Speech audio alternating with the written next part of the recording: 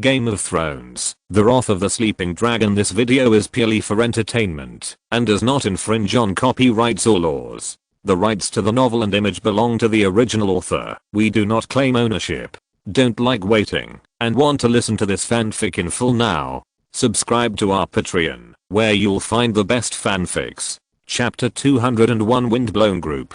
Danzo Dehan, nicknamed Warrior Poet, is another captain of this mercenary group and also the right-hand man of this grey-haired old man. This time, this mercenary group entered Pentis in batches and through various channels, all for the next big plan. If this big plan succeeds, they will directly change their fate from being cheap mercenaries. From now on, they will live a life of luxury and wealth. They may even become the masters of Pentis. We don't need to worry about Danzo. He knows his limits. The grey-haired old man sat on the horse with an unchanged expression, looking very calm.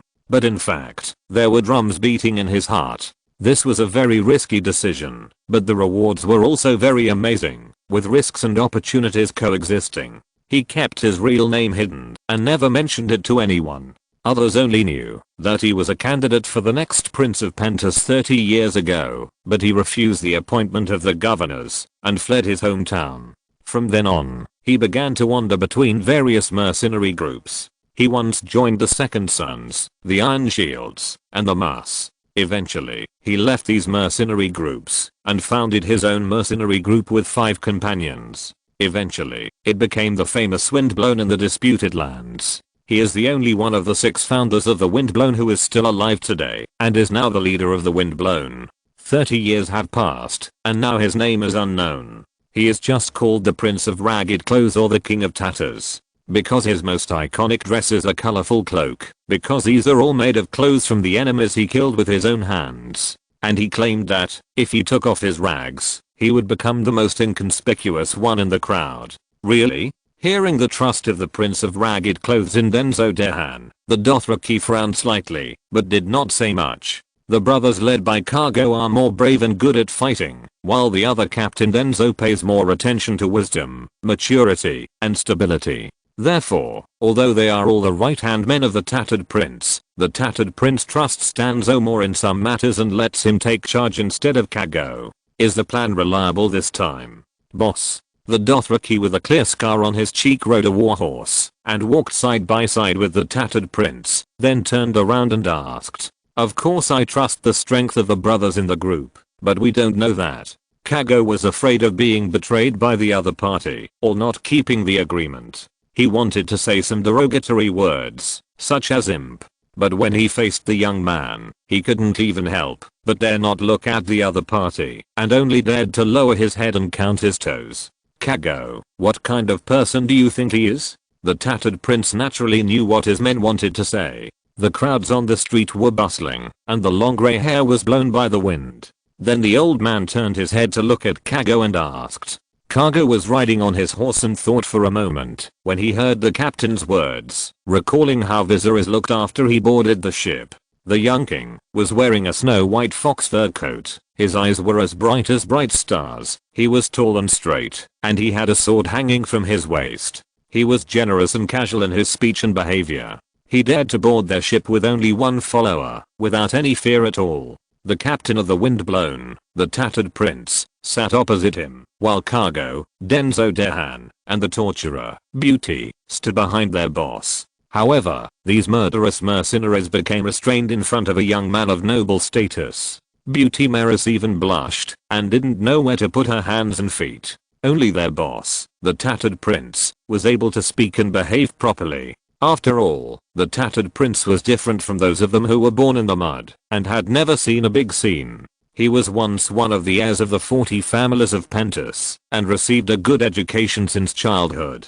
Although the Tattered Prince was suppressed by Viserys, he lowered his head involuntarily when they met. However, he managed to keep his footing later. In the end, the result of the talks on the ship was satisfactory. The Tattered Prince was not vague. He had no psychological barriers at his age. He crawled on the ground and swore allegiance to Viserys, who was almost 40 years younger than him.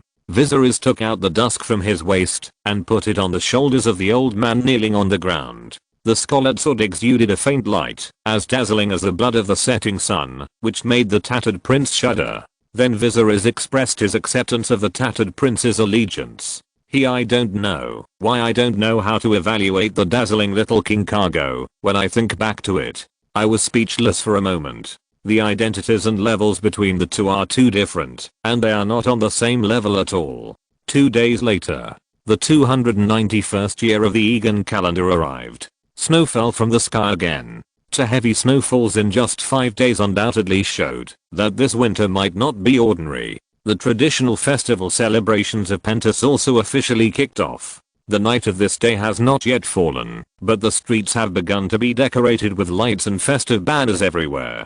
Pentos is a multi-ethnic and multi-faith city-state. Each nation and faith has different festivals. But the arrival of the new year is a carnival that everyone in Pentos will participate in. On this day, merchants are willing to offer their wealth to the night lion and pray for more harvests in the coming year. Old women put up statues of the weeping woman at home. The hooded walker is worshipped by the poor. Bacallan is the god of soldiers, and even the Dothraki are commemorating their horse god. More widely, the followers of R'hllor lit bonfires before the sunset, praying that R'hllor would bring the sun in the new year and dispel the cold and darkness. The belief in the 7 gods, which is widely popular in Westeros and Indolus, is only a second-rate religion in Pentos, and the natural creatures believed in by the Rhoynar are even rarer. On New Year's Day, the Prince of Pentos will personally consecrate the virgins dedicated to this land and sea.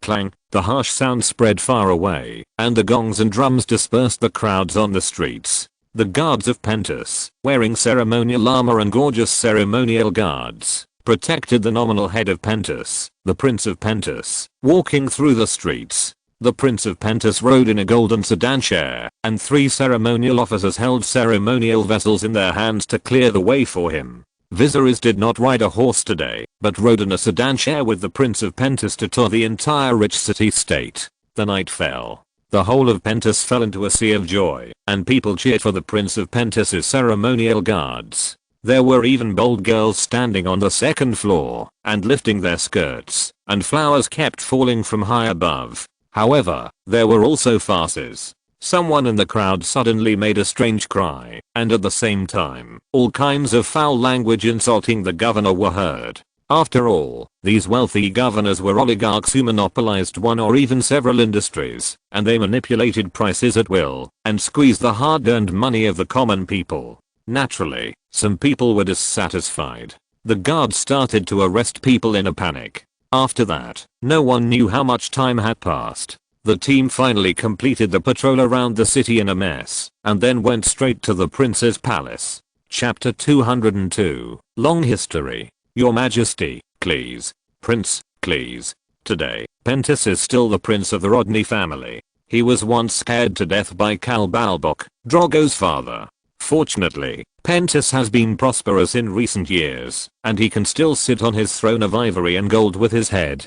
Viserys and Prince of Pentos walked into the palace side by side, while the governors following behind had different expressions, looking at the backs of Viserys and the prince with flickering eyes, and seemed to have their own plans. Except for the 2 guards who followed Viserys, the rest of the soldiers he brought stayed outside the prince's palace, and they would rush in at any time if there was any disturbance. At night, the bright moon in the sky cast a bright light. Tonight, Pentos is a city that never sleeps, and the banquet in the prince's palace has just begun. Viserys and Prince Rodney walked through the long corridor side by side, and then entered the round hall. It was here that the Dothraki Horse King drove the Prince of Pentos off the throne with just a few men, and killed the war officer in public, which frightened the governors of Pentos so much that they dared not speak. Your Majesty, you must be very impressed by this place. At this time, a governor of Pentos who looked only in his 30s spoke up. He was the youngest governor, and most of the other governors were in their 40s, 50s, or even 60s. The man had a frivolous face, and a colorful ring on his finger. He spoke in a faint voice. When Viserys first came to Pentos as a guest, this governor of Pentos seemed to be here. Then the young governor seemed to have thought of something, raised his eyebrows slightly and spoke up. Yes, sorry, I haven't introduced myself yet.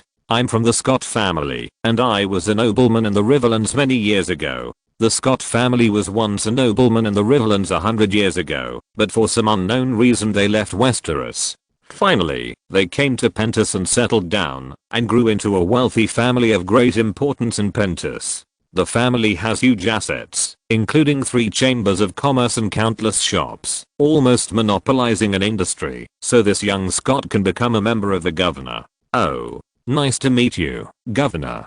Governor Scott saw that the young Targaryen king just smiled without any tension or trepidation, and he immediately felt unhappy. He was familiar with the family history, and the Scott family was forced to leave their hometown and flee to Pentos, which was not unrelated to the king at that time. Although the Scott family was very small at that time and was only slightly affected, it was enough to hurt them, and finally decided to flee Westeros. Now, due to karma, Targaryen was also forced to flee Westeros and even lost the Iron Throne. Humph! Governor Scott snorted coldly, feeling a little unhappy, but he did not mention the past of the family, just a light tone. Pentos has stood on this land for nearly 1,000 years, ever since the Valyrians established this city as a trade outpost.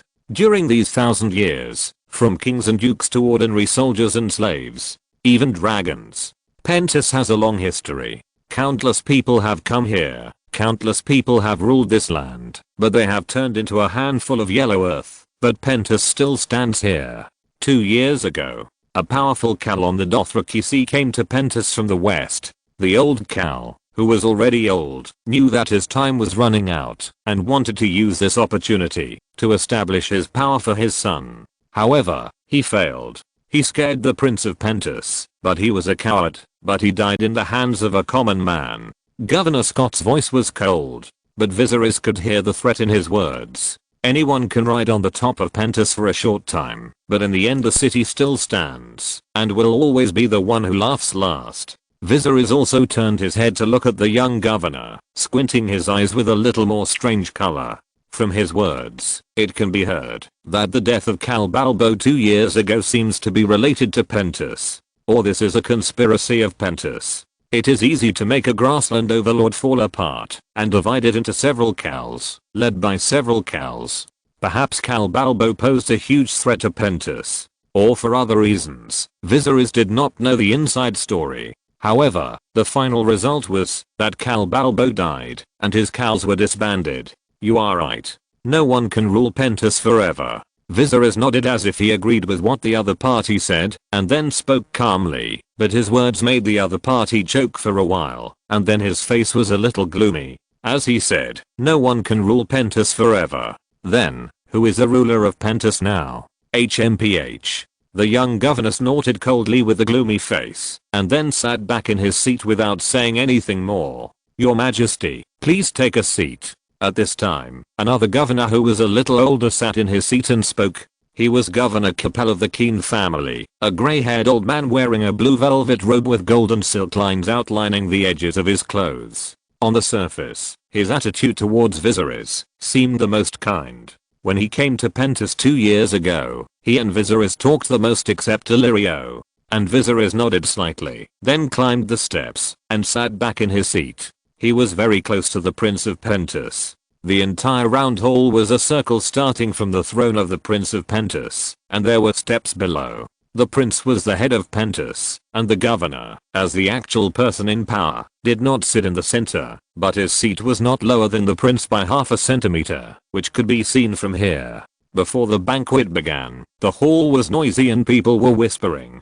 The servants were busy carrying pre-dinner desserts and fruit plates. House Hall, Governor vogged. The herald's voice was mixed in the chaotic voices. Another governor arrived. This man was in his 50s, strong and dressed in military uniform. He then sat directly in his seat. Viserys looked at the governor several more times, because he found that he had not seen this person 2 years ago. The governors of Pentos do not attend every meeting. The last time Viserys came to Pentos, Governor Hall did not come, but this time all the governors seemed to be present. If you're listening to this novel on a channel other than Fanfic World, it means they downloaded and uploaded it without effort. We cordially invite you to visit our channel, Mundo Fanfic Novelos. There you'll find the original version of this story and you can explore many other novels of various genres. We're waiting for you to immerse yourself in a world of incredible novels. Chapter 203 Cooperation. The other party's footsteps were heavy and his eyes were sharp. When he sat down, his eyes looked at Viserys undisguisedly. Viserys was also looking at him, and then he snorted and looked away. He is one of the governors who are hostile to you. At this time, Illyrio, who did not follow the prince to patrol the city, suddenly appeared behind Viserys, and reminded him in a low voice. Viserys nodded slightly. I can see it. Including the governor Scott who talked to him at the beginning, the other party also had deep hostility towards him, and even had undisguised threats in his tone. The last time they came to Pentus, these governors still had hypocritical smiles, but this time they were almost showing their true colors. They didn't even seem to bother to pretend. Viserys still sat in his seat, looking calm and confident with his legs crossed, without the slightest panic. There were also 2 guards standing behind him who also showed no fear. The governors of Pentus could hardly conceal their intentions, and they were ready to make a move even before the banquet began. Balerion. Viserys called softly in his heart, while sitting in his seat, and he felt a response. Balerion had absorbed the black mist before being hatched, and then a layer of golden cracks appeared on the eggshell. Since Balerion was born, Viserys and it have had a subtle connection, a connection that allows them to sense each other. Viserys can sense Balerion's state, and now he seems to be in a very happy mood. A dull roar sounded in the dark forest, and a huge shadow covered the earth. The sleeping animals woke up instantly, and pricked up their ears. They smelled the breath of danger, and the smell of sulfur still drifted over from a distance. Then the grass leaves shook, and countless small animals began to flee. The rabbit jumped up, the monkey grabbed the vine, and swung far away, the deer ran far away, and there was even a striped tiger in the fleeing deer, but at this moment it had no time to care about the delicious food around it, and only wanted to escape. What a great forest migration.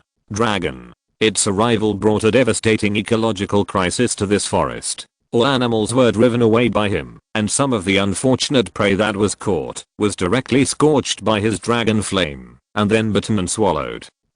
Then Balerion felt Viserys' call. The slender neck covered with scales raised slightly, and there were golden vertical pupils in the pair of scholar eyes, emitting a dangerous light. Wow. Then the black dragon spread its wings, and flew into the air, and the strong wind it stirred up rolled up the weeds on the ground and the branches and leaves on the trees. A huge shadow was cast and flew away. Viserys was relieved to get Balerion's response. The young king was very well prepared for this trip. Not only did Ramsay contact the Tattered Prince, but also his Windblown. The Tattered Prince had a very strong obsession with Pentus. He led the Windblown to submit to Targaryen, and the request he made was that Viserys should hand over Pentus to him to govern. He had also proposed this condition to others, but no one agreed to the Tattered Prince. Then Viserys sent someone to contact him, and the Tattered Prince decided to meet Viserys in person without hesitation. The Windblown had more than 2,000 battle-hardened mercenaries. After taking Pentus with internal and external cooperation, they could rely on the Targaryen tree to enjoy the shade. Otherwise, it would be almost wishful thinking to rely on these 2,000 people to take Pentus, and even if they could take it, without a strong force to endorse and support them, they would be overthrown by other forces sooner or later. The Windblown needed to rely on the deterrence of the young dragon. Andalus is now vast, and has a large population. Because of the special military service system, the size of the army has also risen. It has now expanded to nearly 20,000 people, 10 times that of the Windblown, and there are 3 dragons. Viserys also needs to open the door to Pentus. The special identity of the Tattered Prince is a good excuse to control Pentus. As one of the heirs of the 40 families, he was even considered a candidate for the prince, which is legally reasonable. After the Targaryen forces entered this pearl of the bay, they had a port with a huge cargo throughput. The huge amount of transactions each year is enough to become the financial engine of the kingdom, and Pentus also has a terrifying population. Population, economy, culture. Pentus's geographical location is also very important. It has always clamped down on the development of Targaryen. Now that the door is opened, the army under the 3-headed dragon can continue to expand to the east and south. South of Pentus is a vast plain, with Nassau Star City, Arnorn City, Golden Fields, Chadorn, etc. The front can reach Mysian Point to Ms. Disputed Land. The dilemma that Targaryen fell into was suddenly solved. From then on, the sky was high and the sea was vast, and nothing could stop the dragon from taking off. Therefore, Viserys and the Tattered Prince conducted a mutually beneficial transaction on the Black Ship without a flag. Both sides had urgent needs. At the same time, Viserys did not completely trust the windblown mercenaries. As far as he knew, the reputation of the windblown was not very good.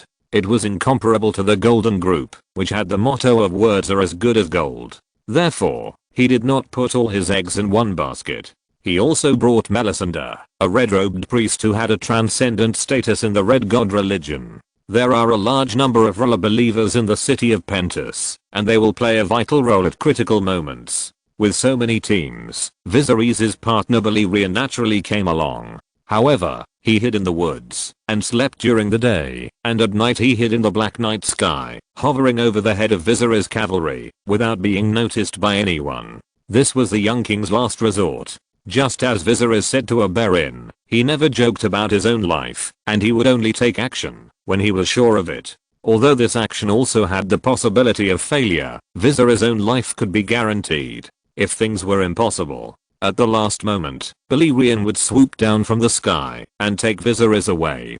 Don't panic even if something happens later. And Illyrio naturally didn't know Viserys' arrangement. The fat governor sat beside him and wiped the sweat from his forehead. You can see that the loose robe is lined with soft armor, and the bulging waist seems to be carrying weapons. Illyrio was a good mercenary when he was young. Even if he later became a businessman, his body has become fat, but he still has two skills when he really fights. Just follow my arrangements, and I will ensure that nothing goes wrong. The wealthy governor continued to whisper in Viserys' ear. Chapter 204 Provocation and Counterattack. Just follow my arrangements. I guarantee that you will be safe. The rich merchant governor continued to whisper in Viserys' ear. Yes. Viserys nodded slightly and said nothing more. He didn't know what Illyrio's arrangements were specifically, but now this governor had not shown any signs of betrayal, so there was still room for cooperation. After all, even if Viserys had many means to arrange, he was still deep in the center of Pentos, surrounded by countless soldiers, and danger would come if he was not careful. Then, according to the procedure, the Prince of Pentos, who sat on the ivory and gold throne, read out the names of the governors aloud. Turner, Hall, Scott, Cecil Moppertus. The Prince of Pentos read out the surnames of the governors in turn, and each governor whose name was called sat in his seat and nodded slightly, at least on the surface. Then the Prince of Pentos expressed his gratitude to these governors who worked hard for the city-state. At this time, the governors also stood up and put their fists on their chests to respond to the prince's thanks, expressing their willingness to express their loyalty to the prince for the prosperity of Pentos.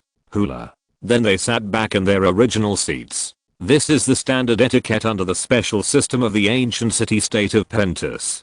Although the Prince of Pentos is a puppet, he is still the head of the city-state elected in theory and should be respected. Viserys sat in the seat next to the prince without getting up, leaning against the soft backrest, tapping the armrests with his fingers, and watching the ceremony in the palace round hall calmly. Behind Prince Rodney were still 3 ceremonial officials, holding their own ceremonial objects, scales, long whips, and long swords. The prince himself is now a completely different person from 2 years ago. Although he still looks dull on weekdays, Viserys saw different colors in his eyes when he presided over festivals and toured the city-state. He even suddenly doubted whether the prince who was scared to pee from the throne was pretending, because at that time there was really no better reason to leave the hot throne. Viserys thought carefully. In such a situation, it might be better to be dragged down like a fool than to stand up as a prince who escaped from the throne. Dung. At this time, the melodious sound of bells came from the Red Temple in the distance, symbolizing the midnight and the arrival of the new year. The new year is here. To the gods in the sky, bless Pentos with good weather and good harvests in the coming year. The governors of Pentos raised their glasses together again. At the same time, we must thank our distinguished guests. Your arrival has added a bit of color to Pentos. The Prince of Pentos said.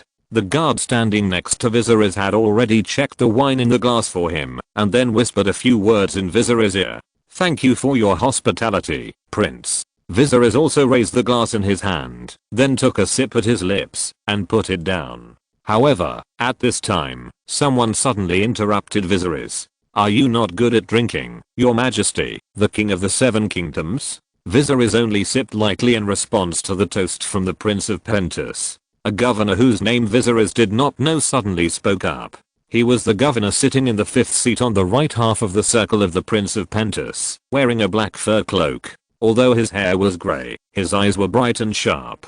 Most of the governors in the entire prince's palace were grey-haired old men, and Illyrio could even be considered young. "Oh, sorry." Then the governor shook his head again. "I forgot that you just came of age after your name day this year, and now you may not be able to drink yet." The sudden provocation of the governor of Pentos did not surprise many people. Only the prince sitting on the gold and ivory throne looked a little pale, while many governors in other places were whispering, and even laughing softly, wanting to see how Viserys, a kid who had not even grown all his hair, would respond. Viserys heard the provocation in the other party's words, frowned slightly while holding the wine glass, and looked at the governor on the other side of the round hall. "You are right. The royal education I received from childhood has taught me that people who regard alcohol as their life are either fools or cowards." Viserys' words seemed to be asking whether the other party was mentally retarded. Sorry, who are you?" Viserys was a little distracted while communicating with Balerion just now, so he didn't remember the governor's name. But he remembered that the other party's main industry seemed to be alcohol. After Viserys' voice fell, laughter rang out again in the round hall, but this time it was not directed at Viserys. These governors also fight on weekdays, so they are naturally not united. Seeing him being defeated, they laughed at him. The grey-haired wine merchant governor's face was obviously stiff, and then he rose up with anger, and his eyes flashed coldly. As a governor with great power in the city-state, his manor was full of wealth. The slaves and workers who serve him can line up a whole street, and he only needs to pay them enough to have enough food. But even so, countless poor people come to his mansion every day to pray, hoping to get such a job opportunity. Because the governors of Pentos monopolize various industries, the poor have no other way out except to work for them, otherwise they will starve to death on the street. The bloody and never-ending accumulation of capital makes him a little inflated, thinking that he has already become an omnipotent god. Even if he is the Horse King of Dothraki, he has a large army, but he is still played around by them. Therefore, he is also one of the governors who covets Viserys' dragon. If Pentos gets the dragon, then he will spend gold coins to hire mercenaries, constantly conquer other city-states, open up markets to accumulate capital, and then use the capital to hire a more powerful legion. This is the dream imagined by these radicals. However, this boy, who is not even as old as his grandson, does not seem to have taken him seriously at all. Governor Burn Rupert, a self-important wine merchant who thinks that all Pentosians will drink his wine. Just as the atmosphere was getting a little cold, another governor who was at odds with Rupert sneered and said, "But his wine is far inferior to that of the King Ting Island." The banquet had just begun, but the atmosphere in the venue had already become a little weird. Chapter 205, Exposed. The governors were not united, and Viserys had known this for a long time. If they could unite, Pentos would not be what it is now. It would not be oppressed by Bravos to this extent, but they spent too much energy on internal strife. Okay. There are distinguished guests here, don't make fun of our friends. Another governor sitting on the right side spoke up to smooth things over. At the same time, he glanced at Burn Rupert, and their eyes flickered for a moment, and then warned. "Burn, watch your words. HMPH. The governor of red wine snorted coldly, but didn't say much. One played the good cop and the other played the bad cop.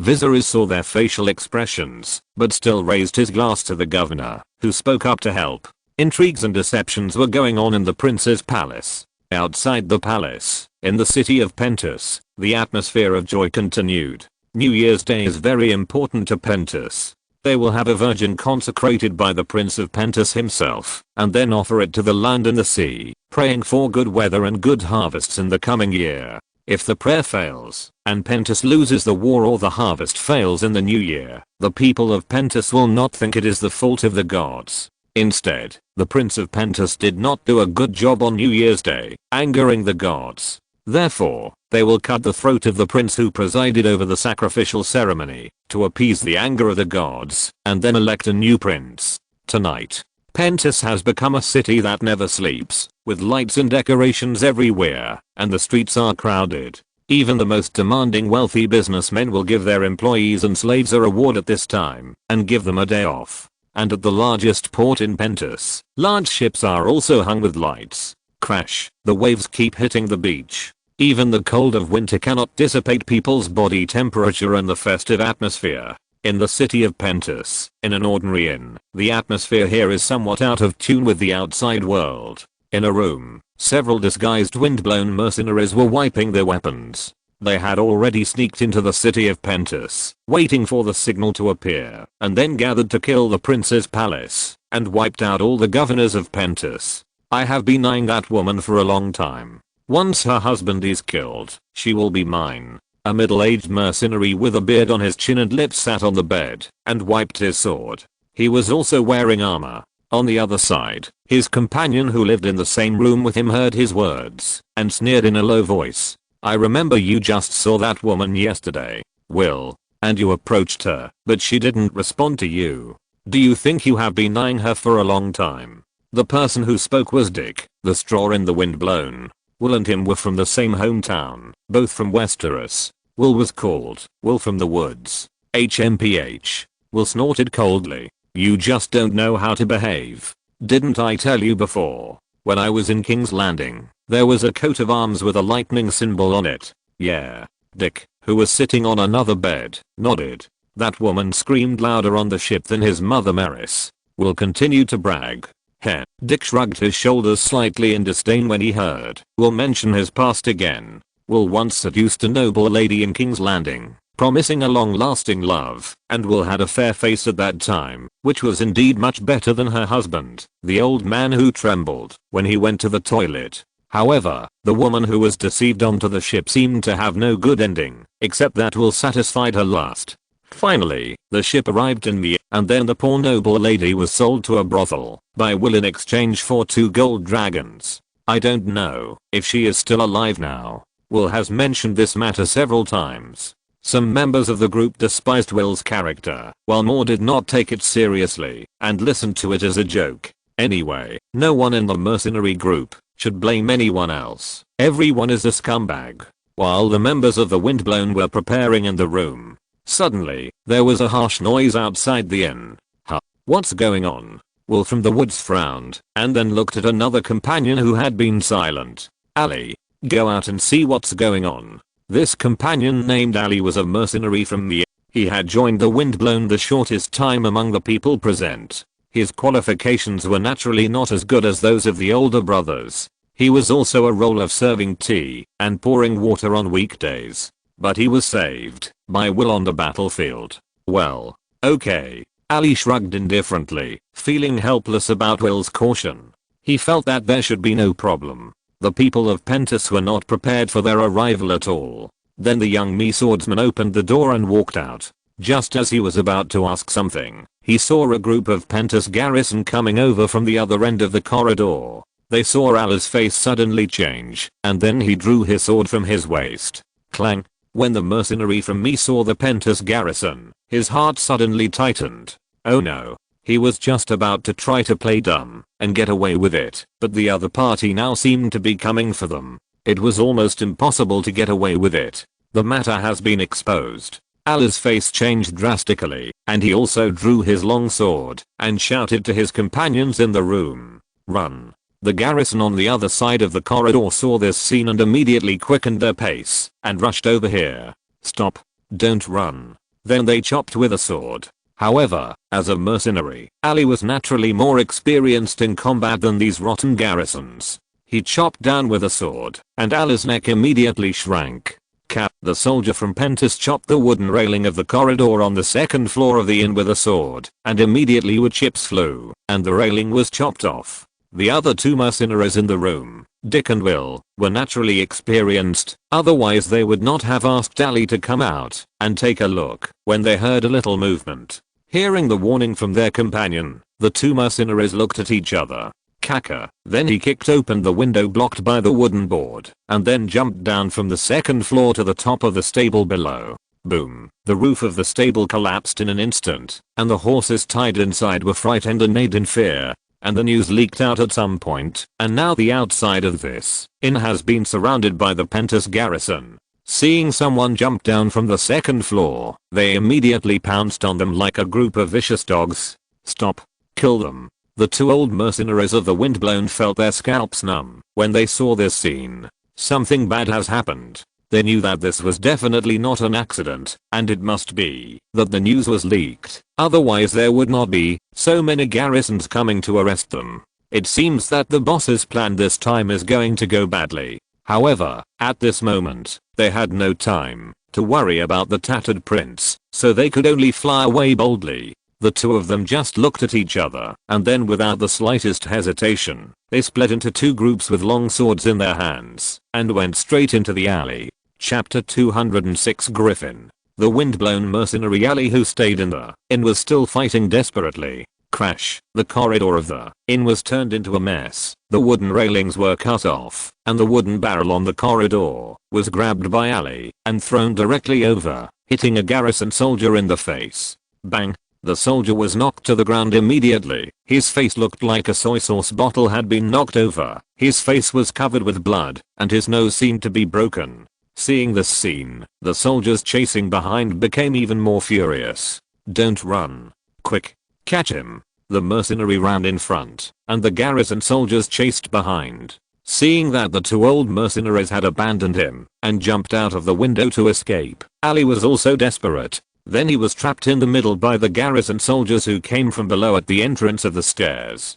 Clang. The windblown mercenary drew the long sword at his waist and wanted to fight back desperately, but the garrison soldiers rushed forward without martial ethics. Ding, ding, ding. The long swords collided violently, sparks flew, and a fierce battle broke out in the narrow staircase. Puff. However, Ali fought desperately, but he was weak and fell down after a few resistances. He was outnumbered in the melee and was stabbed in the thigh by a sword. Then he screamed, knelt on the ground, holding his thigh, and the long sword in his hand fell. However, what people didn't expect was that an accident also occurred among the soldiers of the Pentus garrison. The narrow staircase was in chaos. These untrained soldiers waved their weapons and crowded together, and then accidentally hurt their own people. One of the soldiers had a wound on his arm, cut by his companion.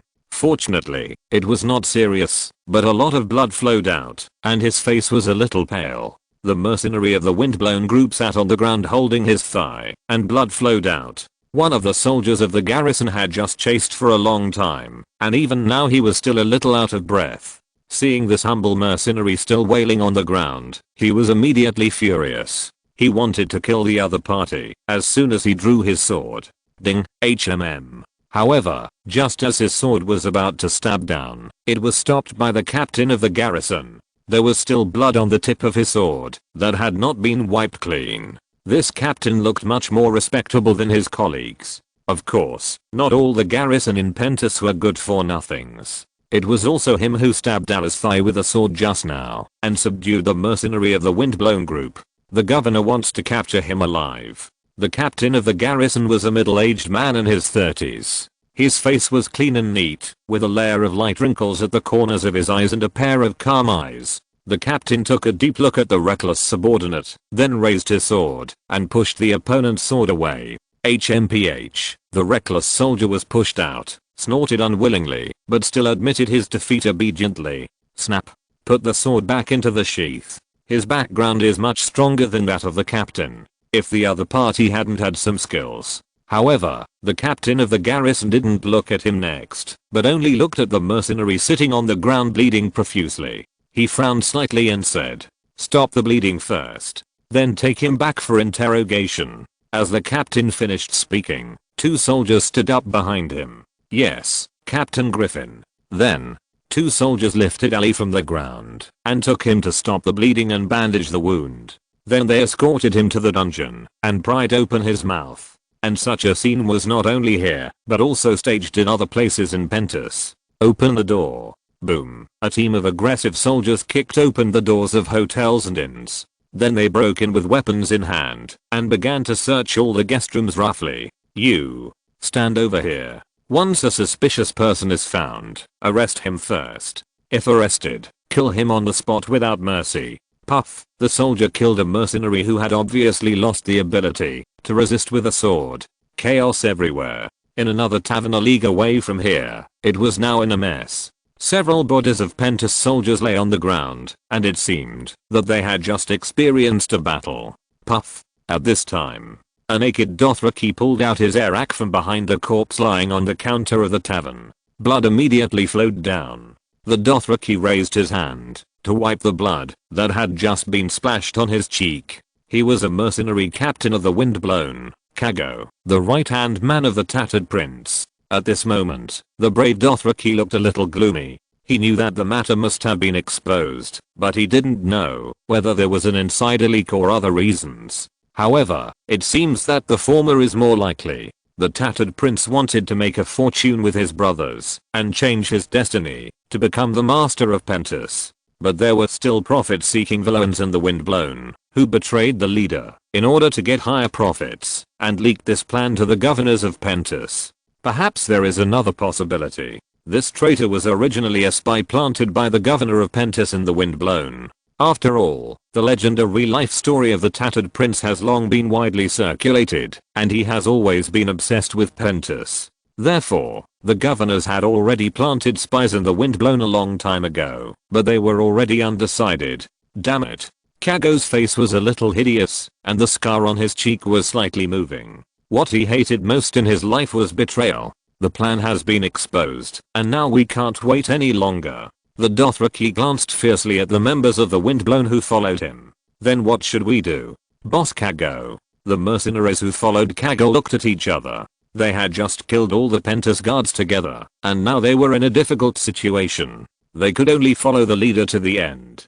Come with me to find the captain now. Don't wait for the little king in the prince's palace. We will launch the plan in advance. As for whether he lives or dies, Kago sneered twice, holding a bloody arak scimitar in his hand, and the scar on his cheek was hideous. Then it depends on God's will. The largest iconic building in Pentus is a huge red god temple, and in this huge red god temple, a red-robed priestess knelt quietly in the silent hall. Her long red hair evenly spread behind her, and a bonfire was placed in front of her to dispel the darkness and coldness in the hall. The beautiful woman stared at the dancing flames, as if she could see a series of things that had never happened. At this time, a sound of footsteps sounded behind Melisande.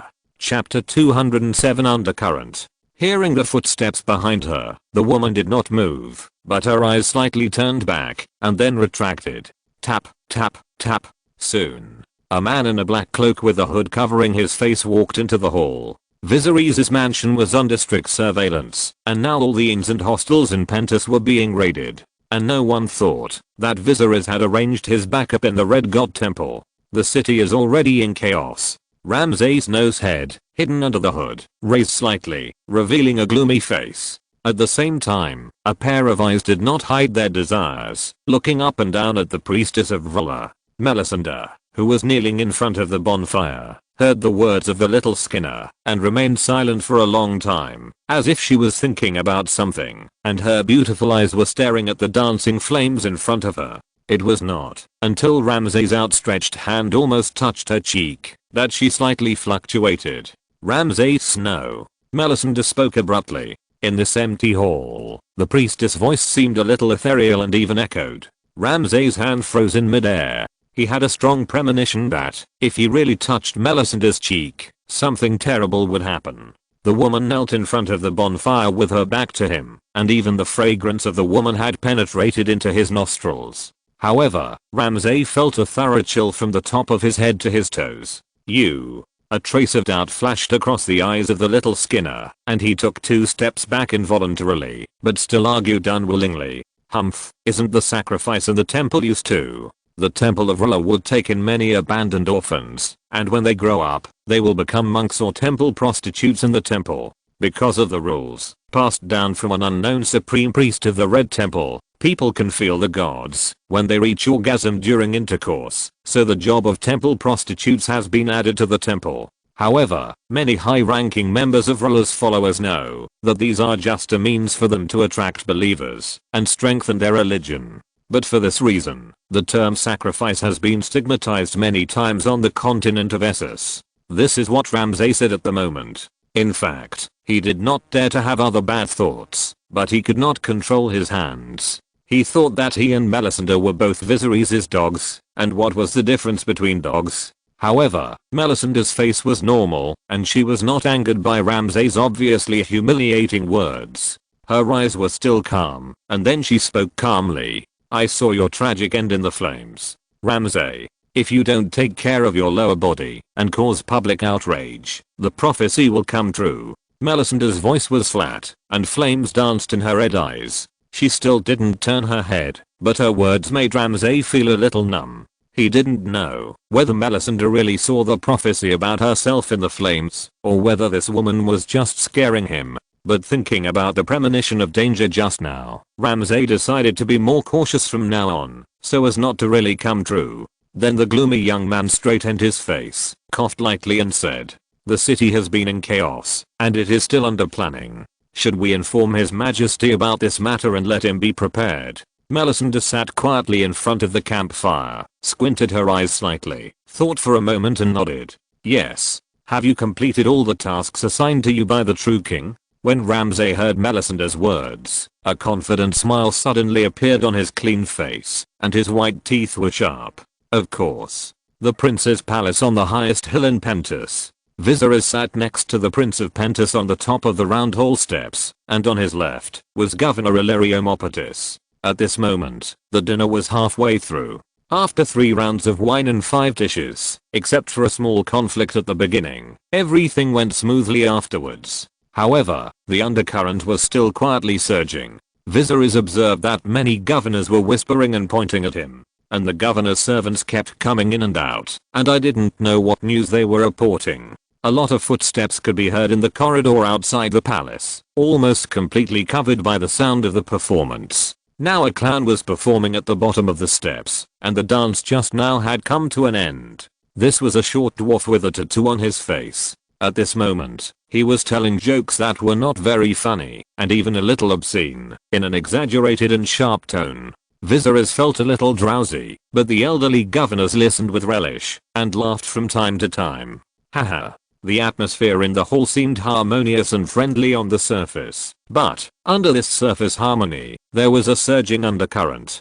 Viserys wore a black robe with a linen shirt inside, and a scale soft armor outside the thin shirt. It was almost difficult to tell from the outside that Viserys was wearing soft armor, but he felt a little stronger than before, and he wore dusk around his waist.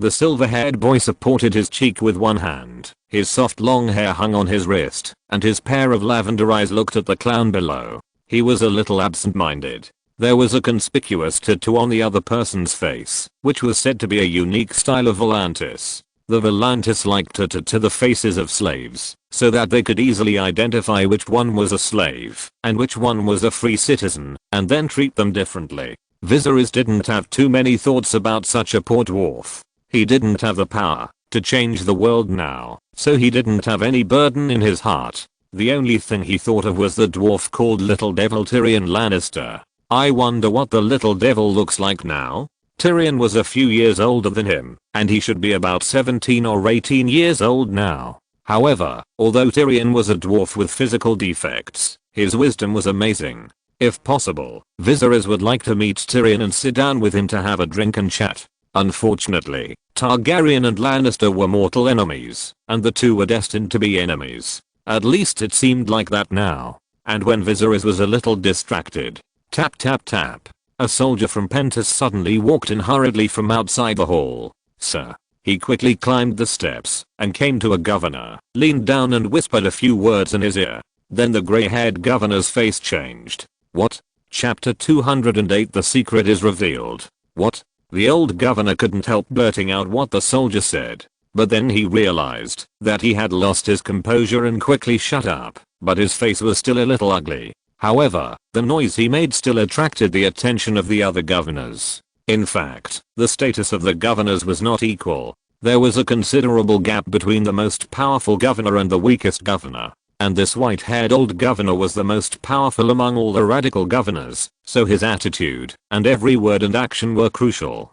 Governor Santos kept silent, and the other governors looked at each other, not knowing what had happened. The clown's performance ended quickly. Before leaving, the dwarf with tattoos on his face threw a ball of paper at Viziri's feet as a game. And Viziri's, with his experience of throwing paper balls to cheat in exams, was keenly aware of the clown's intention, and then stepped on the paper ball with his foot. Then he quietly moved it under his seat, bent down to pick up the paper ball and unfolded it. The content on this paper ball was very simple. It probably told Viziri's about the current situation in the outside world, and reminded him to be cautious and flexible. This paper ball was written by a woman. The wrinkled paper was written in beautiful handwriting. Viziri's could see that it was written by Melisande, and the clown should be a follower of Rolla. Such a thing actually happened. However, the content of the letter made Viziri's frown. The silver-haired boy has been king for many years. Although he was only in name, but not in power before, he still has an invisible deterrent when his face is tight and serious. The Prince of Pentus, who was sitting on Viziri's right hand, still had a dull expression. I don't know if such a performance is interesting to him. Illyrio on the other side naturally saw Viziri's little action of picking up the paper ball. When Viziri saw the content on the paper ball, his expression gradually became serious, and Illyrio also had a bad premonition in his heart. Now the feeling of undercurrent in the hall is becoming clearer and clearer. The heavy haze weighs on his heart, and there is a feeling of impending storm. However, before Illyrio took the initiative to ask, on the other side, Your Majesty, the white-haired governor rubbed the gorgeous wine glass inlaid with golden jade in his hand, thinking about something in his heart, and then finally couldn't help but speak first. The old governor was wearing a thick black cloak.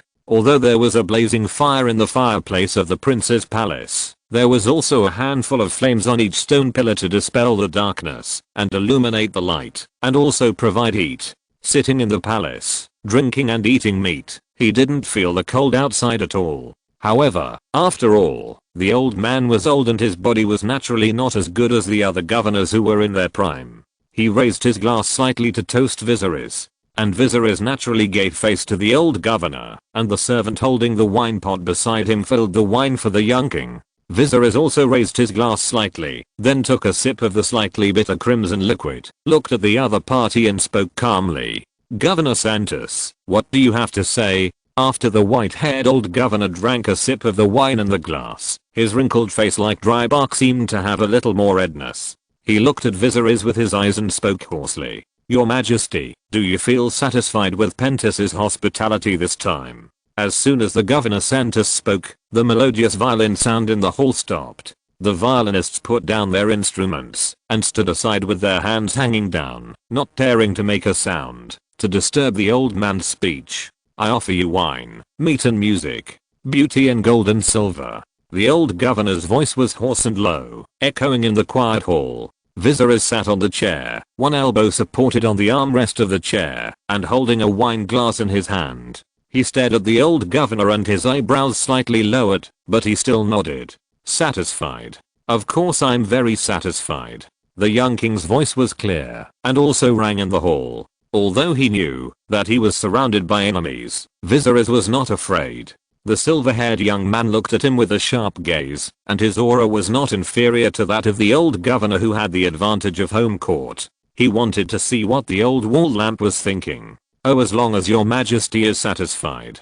After hearing Viziri's answer, the governor named Santos nodded slightly, with a long voice mixed with panting. Then he held the wine glass with his other hand, and supported the armrest of the chair, trying to stand up from the table. Master. The old man's body was still trembling, and the female slaves on both sides hurried forward to support him. At this time, Viziri put the wine glass in his hand back on the table. However, at this moment, the white-haired old governor suddenly raised his voice and spoke in a high voice. But I'm not satisfied. The trembling old man suddenly raised his voice, and his raw scared Viziri, who almost dropped the wine glass in his hand to the ground. The other governors were no better than Viziri. Puff. Cough cough cough. He was startled while drinking, and then choked directly. Now he was holding the table with a red face and coughing non-stop. I'm not satisfied. That alone is far from enough. I did not give His Majesty the proper hospitality. Just now, he suddenly spoke in a high tone, and then at this time, the old man's voice suddenly slowed down. The white-haired old governor held the wine glass, and the slave girl filled it again for him. He looked around at everyone around him, and naturally took in their embarrassing appearance just now. However, there was no guilt on his wrinkled face, and he even smiled and nodded. Then the smile slowly faded. His eyes fell on Viserys again, and then became low. Viserys felt the other party's gaze, and his heart couldn't help but shudder, and his pair of lavender eyes also condensed slightly. Here it comes. He knew that this old bitch had said so much nonsense, and finally the real purpose was revealed. The next second, in the silent hall, apart from the governor who had just choked on his wine, and was still coughing, while leaning on the table, the old governor's sonorous voice echoed. I believe your majesty is not very satisfied. Otherwise you would not have taken the initiative to collude with the Windblown to disturb the peace of Pentos. Chapter 209 Surrounded. 30 years ago, that man defected and left Pentos. He was full of resentment towards the governor and his family, and fled to the disputed land. It is said that in order to survive, this pampered noble young master was forced to pick up a long sword and fight, and he moved to several mercenary groups, and mixed with mudlegs, living in dirty bridge holes and ditches. At that time, the governors of Pentos did not take him seriously. After all, an ant cannot make an elephant pay attention to it all the time, and no one thought that he would stir up any waves, so they simply ignored him. Then the governors of Pentos temporarily selected another poor guy from the 40 families to replace him, and he became a puppet on the ivory and gold throne, enjoying wealth and glory. The governors thought that the man who escaped at the time might die in an inconspicuous corner and could never return to his hometown in this life. However, no one thought that fate would play tricks on people. This prince who escaped on the eve of his appointment was forced to take up the sword and fight for his life. After going through several mercenary groups, he had a certain prestige and a small group willing to follow him. So he left the mercenary group he was in before, and formed a new mercenary group with 5 partners. Subsequently, the newly formed mercenary group won many battles under the leadership of this prince who had escaped, and its power gradually expanded. It took 10 years to grow into one of the most important forces in the disputed land, with 2,000 brave and warlike warriors under his command. It was not until this time that the governors of Pentos once again paid attention to this person. However, 30 years have passed, and there are only a few governors who once ruled. Most of them have turned into yellow earth. Even the few who are still alive have already resigned, and are lying on the sickbed. Although the new generation of governors have heard of the title of this defected prince, they don't know his background. At the same time, because the time interval is too long, the new generation of governors did not take him too seriously. In their view, this person is just a little bug who was lucky enough to be favored by fate. Although the other party has always said that he will return to his hometown openly one day, he has not even dared to enter the gate of Pentos in the past 30 years. However, now, except for those few people who knew about it, who could have thought that this name would be mentioned again at this time?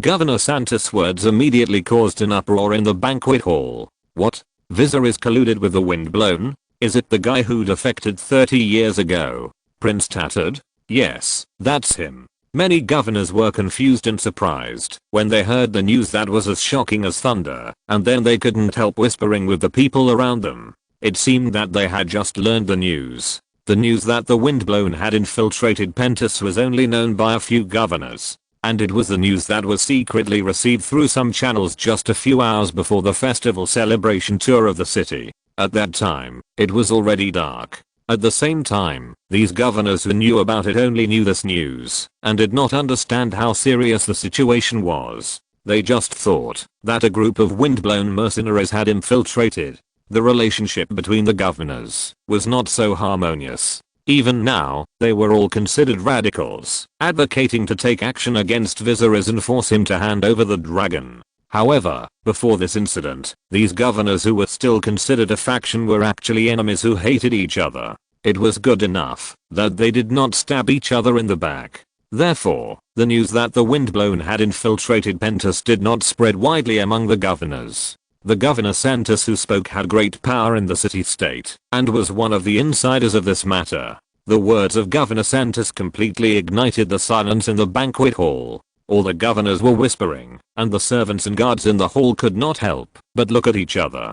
At this time, more and more servants and soldiers came in from outside the hall. These people were the guards and servants brought by each governor, and they all came in to pass on the news of the outside world to their masters. Dad. After hurriedly coming in, they lay down in their masters' ears and told them the current situation outside. Then the faces of these governors suddenly changed. What? How could this happen? The conservative governors sitting on the left of Prince Pentus, including Illyrio, did not have a single servant come in to tell their master what happened outside. The conservative governors were also whispering. They did not know what happened outside, but judging from the faces of the governors opposite, it seemed that it was not a good thing. Why didn't anyone come in? At this time, Illyrio seemed to have a premonition of the coming of some kind of danger. He clenched his fist slightly, his small eyes turned around, and glanced left and right, and then whispered a few words to a servant beside him. Understood, master. Then the servant hurried down the stairs, and walked out of the hall. Illyrio stared at the servant closely, and when he saw him walk out of the door smoothly, he breathed a sigh of relief. However, just as he was relieved, a small scream suddenly came from outside the hall, and only if you prick up your ears and listen carefully could you hear it. It was as if someone suddenly covered her mouth from behind and stabbed her throat with a dagger, and then the scream stopped abruptly. Illyrio's face suddenly changed. At this moment, a soldier wearing armor and holding a spear walked in from the door of the banquet hall. He had a short sword hanging from his waist. Although it was well concealed, a trace of blood seemed to be faintly visible on the cuffs. Then the soldier closed the palace door, as if nothing had happened, retreated, and locked it from the outside. Click. The crisp sound of the lock was not so noticeable in the noise caused by the old governor's words. The hall was still in chaos. Outside, the soldier with blood on his body walked out and locked the hall, then nodded to his colleague beside him. Yes. And the servant sent by Illyrio. At this moment, his body was dragged by two soldiers to the grass in the palace garden not far away. The dragging left a long blood mark on the ground. The night was dark. It was past the first hour of the new year. Outside the banquet hall, under the blazing torches, cold weapons reflected a chilling light. This way. Hurry up. Rows of soldiers in armor had already been on full alert, surrounding the palace from the outside. If you're listening to this novel on a channel other than Fanfic World, it means they downloaded and uploaded it without effort. We cordially invite you to visit our channel, Mundo Fanfic Novelos. There you'll find the original version of this story and you can explore many other novels of various genres. We're waiting for you to immerse yourself in a world of incredible novels. Chapter 210 Bloody Banquet. The hall in the prince's palace was surrounded by a crowd of people. Outside the prince's palace, there were tall walls and heavy gates. Several guards in the palace looked out stealthily and then tried to quietly close the palace gate. However, their actions attracted the attention of Andalus's soldiers. Hey, what are you doing? This group of soldiers loyal to Viserys had just received a message from Ramsay. Tell them to be alert at any time if the situation in Pentus changes and rush into the palace to rescue His Majesty immediately if there is any disturbance. Therefore, they are now on high alert. What are you doing? Why are you closing the door? Seeing the actions of the palace guards, Andalus's soldiers immediately became alert, stood up from the ground with weapons in their hands, and then shouted to stop them. However, the other party heard their voices, and not only did not stop, but instead accelerated, trying to force the palace gate to close. Rumble, the heavy palace gate suddenly made a loud noise, and was slowly closing.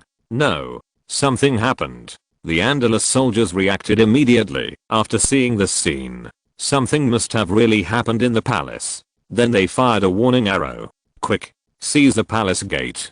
Go in. Rescue His Majesty. The commander of the guards led by Viserys immediately gave a stern order.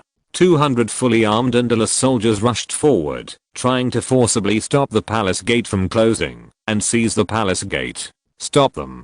Keep closing the city gate. Lock them out. The guards in the palace saw the other side rushing over, and naturally drew their swords to resist. They wanted to stop these Andals from rushing in and forcibly close the city gate. However, the Pentus officer's order was a step too late. The Andalus soldiers reacted in time, and the city gate was too heavy to force it closed. Several Andalus soldiers raised their crossbows and arrows flew out. Bang, bang, bang. Several soldiers who were forcibly closing the city gate were hit by arrows, screamed and fell to the ground. Kill. Then a brave Andalus soldier rushed up first. The Pentus man fought back and slashed with a sword. The Andalus soldier raised his shield to defend. Bang, the sword slashed hard on the shield, leaving only a shallow scar. The Andalus soldier didn't even shake his body. Then he stabbed the opponent's throat with his right hand. Clang, the piercing sound of metal colliding. The sword was blocked by the opponent's sword. However, before the Pentus guard could fight back, he saw a shield rapidly enlarged in front of him. Bang, the shield hit him hard, and he lost his balance and fell to the ground. The Andalus soldier seized the opportunity and rushed forward and stabbed him in the eye socket with a sword, ending his life. Kill. Take the palace gate. The Andalus soldiers rushed forward, and the guards of the prince's palace also fought back. The two sides fought at this narrow palace gate. Ding ding dang dang. Weapons collided violently, and the blades chopped on the bright armor. The battle was fierce. Then the Pentus guards were defeated and fell to the ground one after another, screaming, and then they were trampled into meat by countless heavy iron boots. The gap between the Andalus soldiers, who had been through battles, and the Pentus soldiers was immediately revealed. The red and black side poured into the city gate like a tide, but the defenders were retreating step by step, and soon they completely lost the palace gate. And in the palace hall, a sharp and high voice suddenly appeared outside, as if transmitting some kind of signal. Viserys heard the signal and his eyes froze slightly. Oh no. On the other side, Illyrio's face had become extremely ugly at this moment. He had already sensed what was about to happen. He and the conservative governors had not been informed of this matter in advance, which was enough to explain the problem. Those people probably wanted not only to attack Viserys, but also to take this opportunity to eliminate the governors. Viserys, be careful. The wealthy governor with the big belly suddenly stood up and raised his hand to overturn the table in front of him. With a splash, the wine and dishes were scattered all over the floor, and then he opened his mouth to warn loudly. Huh. Viserys heard the voice and just turned his head to look at Illyrio. At this time, several servants standing beside the other conservative governors who were serving tea and water suddenly took out a short knife from their arms. They quickly stabbed into the chests and abdomens of these elderly governors at a speed that no one could react. Puff puff puff, the knife stabbed into the chests and abdomens, and blood soon gushed out and dyed the clothes red. This scene happened so suddenly that several guards following their masters did not even react. By the time they reacted, it was too late. Damn it. The guards drew their swords and chopped the assassins to the ground.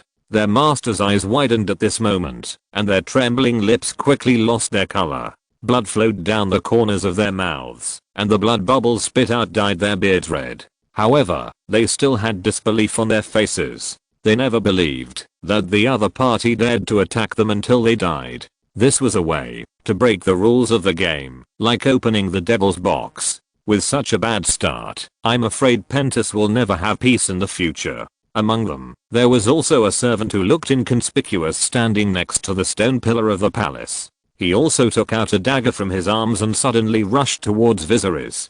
Go to hell. He wanted to stab Viserys to the ground. However, Viserys was not those old governors. He was young and strong, and he heard the secret code and Illyrio's reminder in advance, so he reacted very quickly. Crash. The table in front of Viserys was knocked over by the assassin, and the wine and dishes on the table also spilled on the ground. However, the young king dodged the assassin's knife slightly, and then seized the opportunity to raise his hand and directly grasp the other's wrist. Snap. 5 fingers tightly grasped the other's wrist like a pair of pliers, and the other hand grabbed the other's hair and pulled it back fiercely to reveal the white neck. A pair of lavender eyes stared at the other closely. The assassin did not expect Viserys to react so quickly, and such a strong power was hidden in his thin body. He grabbed his wrist and couldn't break free for a while. Mercy. He wanted to beg for mercy with horror in his eyes.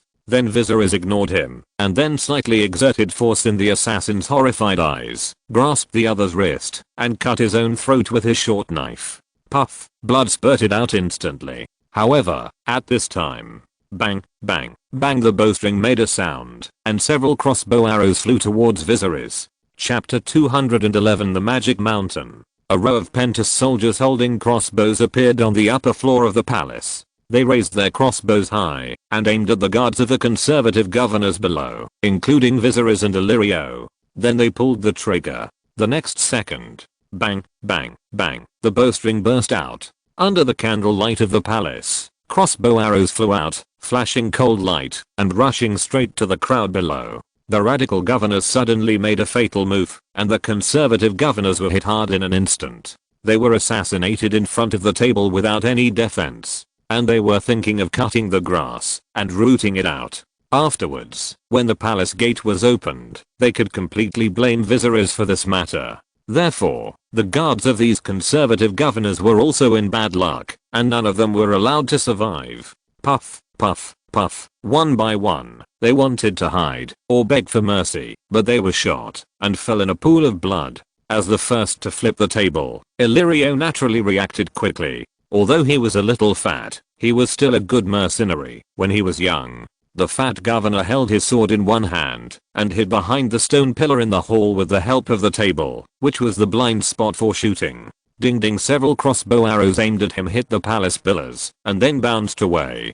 Viserys also reacted quickly. He just killed the assassin who suddenly attacked him with his bare hands, and then in a flash, he saw the group of Pentus soldiers who appeared on the second floor of the palace with their crossbows raised high. So Viserys reacted quickly and held the body of the assassin in front of him tightly to block in front of him as a shield. Puff puff, two crossbow arrows directly penetrated into the body of the assassin, splashing blood, and two crossbow arrows were nailed to the ground under Viserys' feet. Then Viserys threw away the corpse that he was using as a shield, rolled over and hid behind another stone pillar. Boom. The Pentus soldiers who had been lying in ambush outside for a long time also broke into the room. Crash. A large number of soldiers wearing khaki armor and holding weapons instantly filled the entire wide hall. They attacked the conservative governor's guards who were still alive after being shot. Even if they put down their weapons and kneeled down to beg for mercy, it would be useless. These soldiers would not even blink when they saw the begging for mercy. They raised their weapons coldly and ended the lives of the other party. A few guards saw this scene and drew their swords in anger to resist, but they were completely drowned in the sea of people after only a few resistances.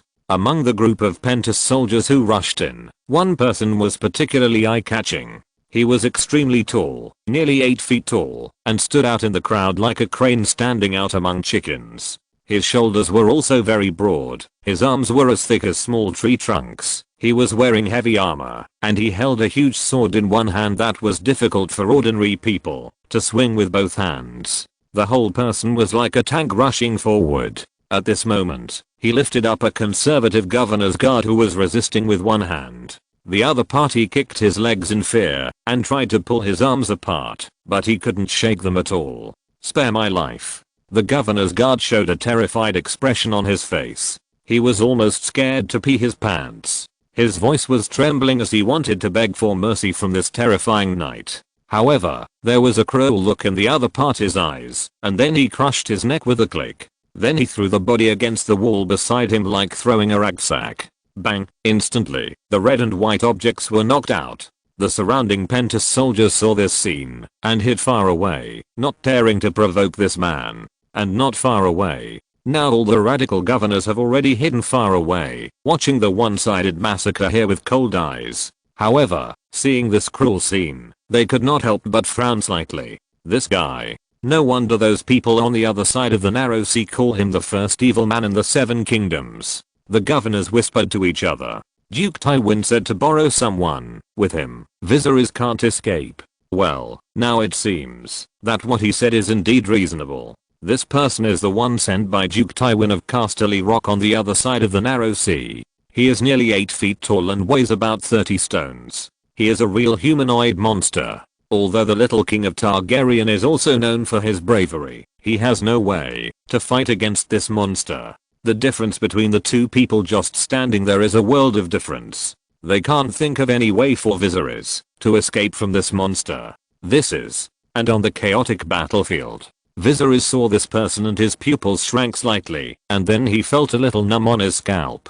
This is the sense of crisis that creatures instinctively feel. At this moment, he had also drawn the dusk from his waist. As soon as this one-handed sword made of the heart of the stars was drawn out, the temperature around him instantly dropped by several degrees. And beside Viserys, there were several corpses of Pentus soldiers lying on the ground. They had just been chopped to the ground by Viserys. Now the long sword in the hands of the young king was stained with blood, and it looked even more weird under the light of the fire in the hall. In the previous battle, Illyrio was accidentally stabbed in the thigh by a sword, and the blood was flowing. Now he followed Viserys with a pale face. He had just drawn his sword and killed several Pentus guards. Now both of them were surrounded by Pentus soldiers and faced the terrifying monster head on. The other person was extremely tall and had only a breathing hole for his mouth and nose except for his eyes. The rest of his body was covered with thick armor. At this moment, the monster was bathed in blood, like a demon god,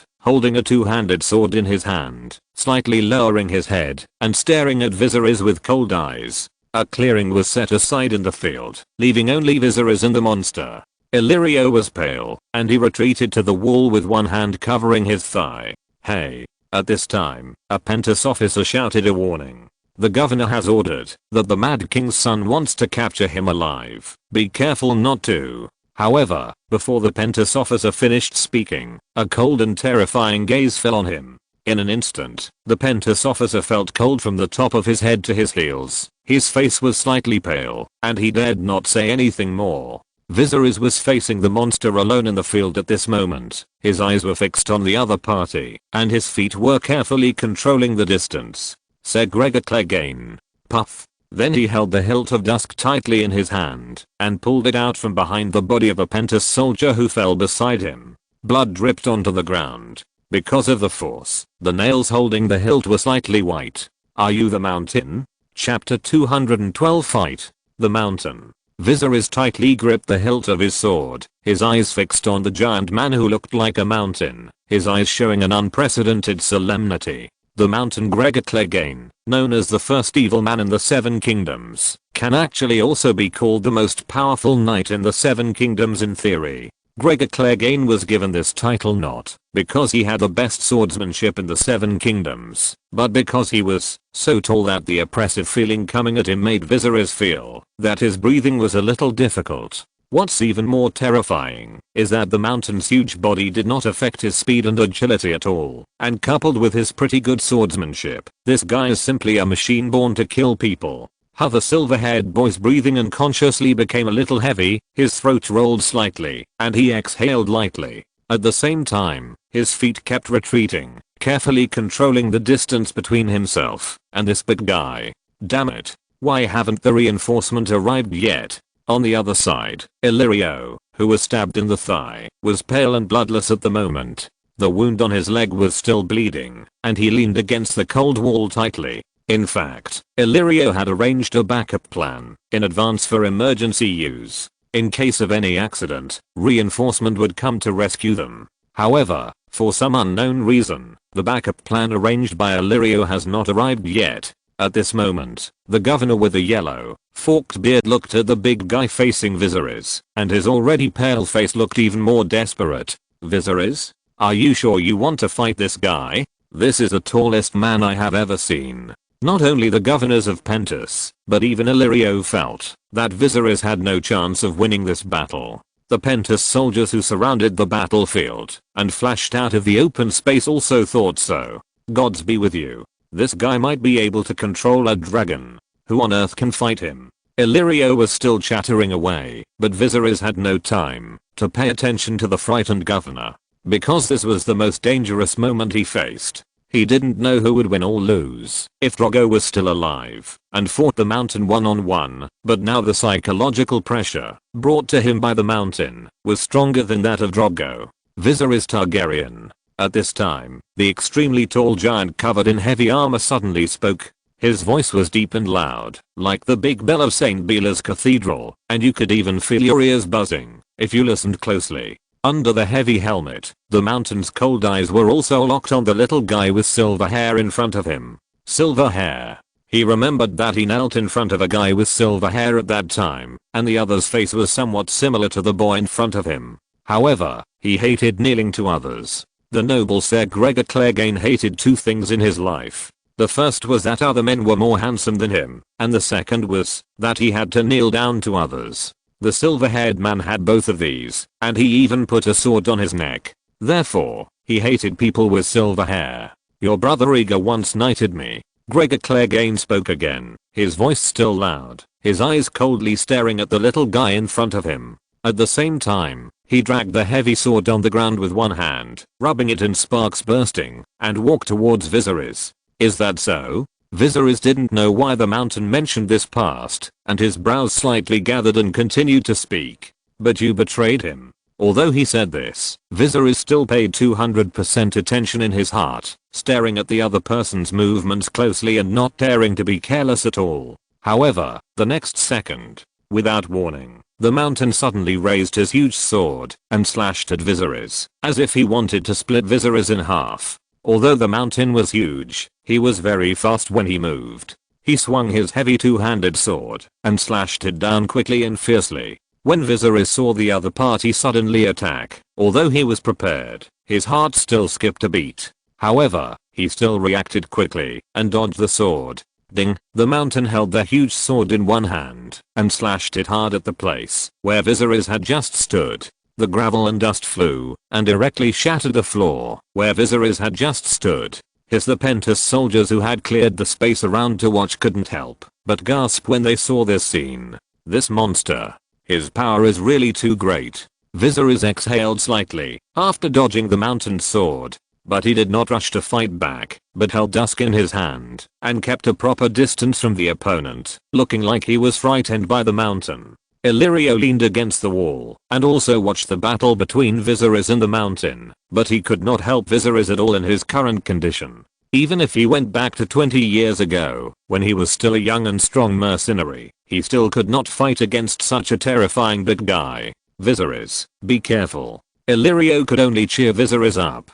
However, Viserys had no time to pay attention to the voices beside him at this moment. He was facing this terrible enemy with all his strength. He could not make the same mistake as a baron. If he gave the mountain a chance, he would probably die. This guy's attack range is too wide. Viserys analyzed secretly in his heart. At the same time, he also remembered that a baron had mentioned how to fight a big guy when he taught him spearmanship. A baron has never forgotten his sister's hatred, so he has been practicing for so many years how to defeat, not kill, a person who is much bigger than himself.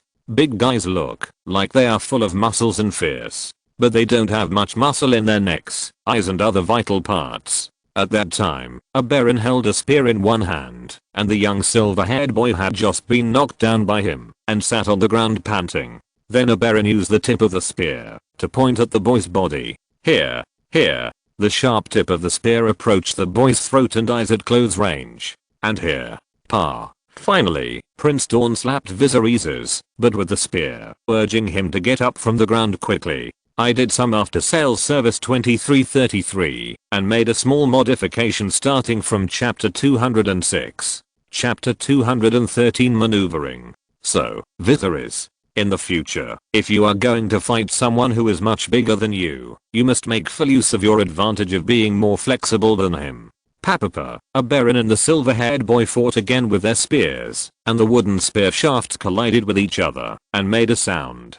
Because no matter how strong and fast a big guy is, he will inevitably lose some flexibility due to the limitations of his body. Just like people can't turn their elbows outward.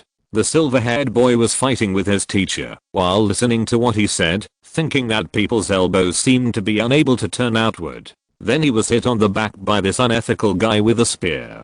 Papapa, the boy staggered forward and almost fell again. And a baron did not pursue the victory. He smiled, supported himself on the ground with his spear, nodded slightly and continued to speak. Strong muscles can certainly protect a warrior's body. but they can't stop me from stabbing my dagger into the vital parts that are not protected by muscles. Boom. The mountain sword shattered the floor, and Viserys dodged. Then the terrifying monster swung his sword again.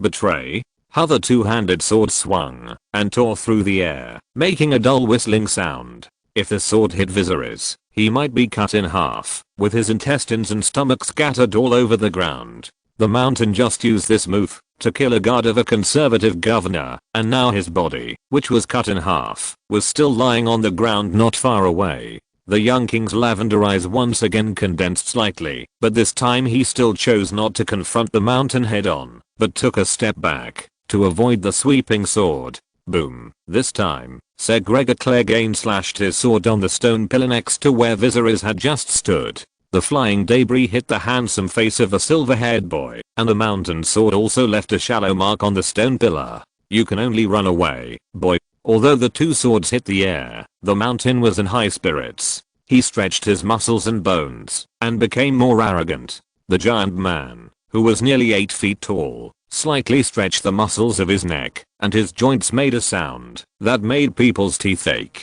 He spoke with the giant sword in one hand, and his voice was like thunder, which made people's ears buzz at a close distance. Weaker. I didn't just betray him, I also raped his woman. Then Gregor Clegane roared again. He rushed towards Viserys with the giant sword in his hand like a high-speed tank. When Viserys heard the mountain's words, his nails holding the hilt turned white, and his joints even made a sound. So you deserve to die. The mountain. This time he was beyond the expectations of all the onlookers. Viserys did not choose to continue dodging, but gritted his teeth, and rushed towards the mountain who was rushing towards him with his sword. Seeing that the battlefield where the two were fighting was getting closer and closer to him, Illyrio was leaning against the edge of the wall at this moment, covering his injured thigh with one hand, and a slight bitter smile appeared on his face. Then he saw Viserys suddenly rushing towards the mountain with a sword, and the fat governor's mouth opened, so wide that he could even put down an egg.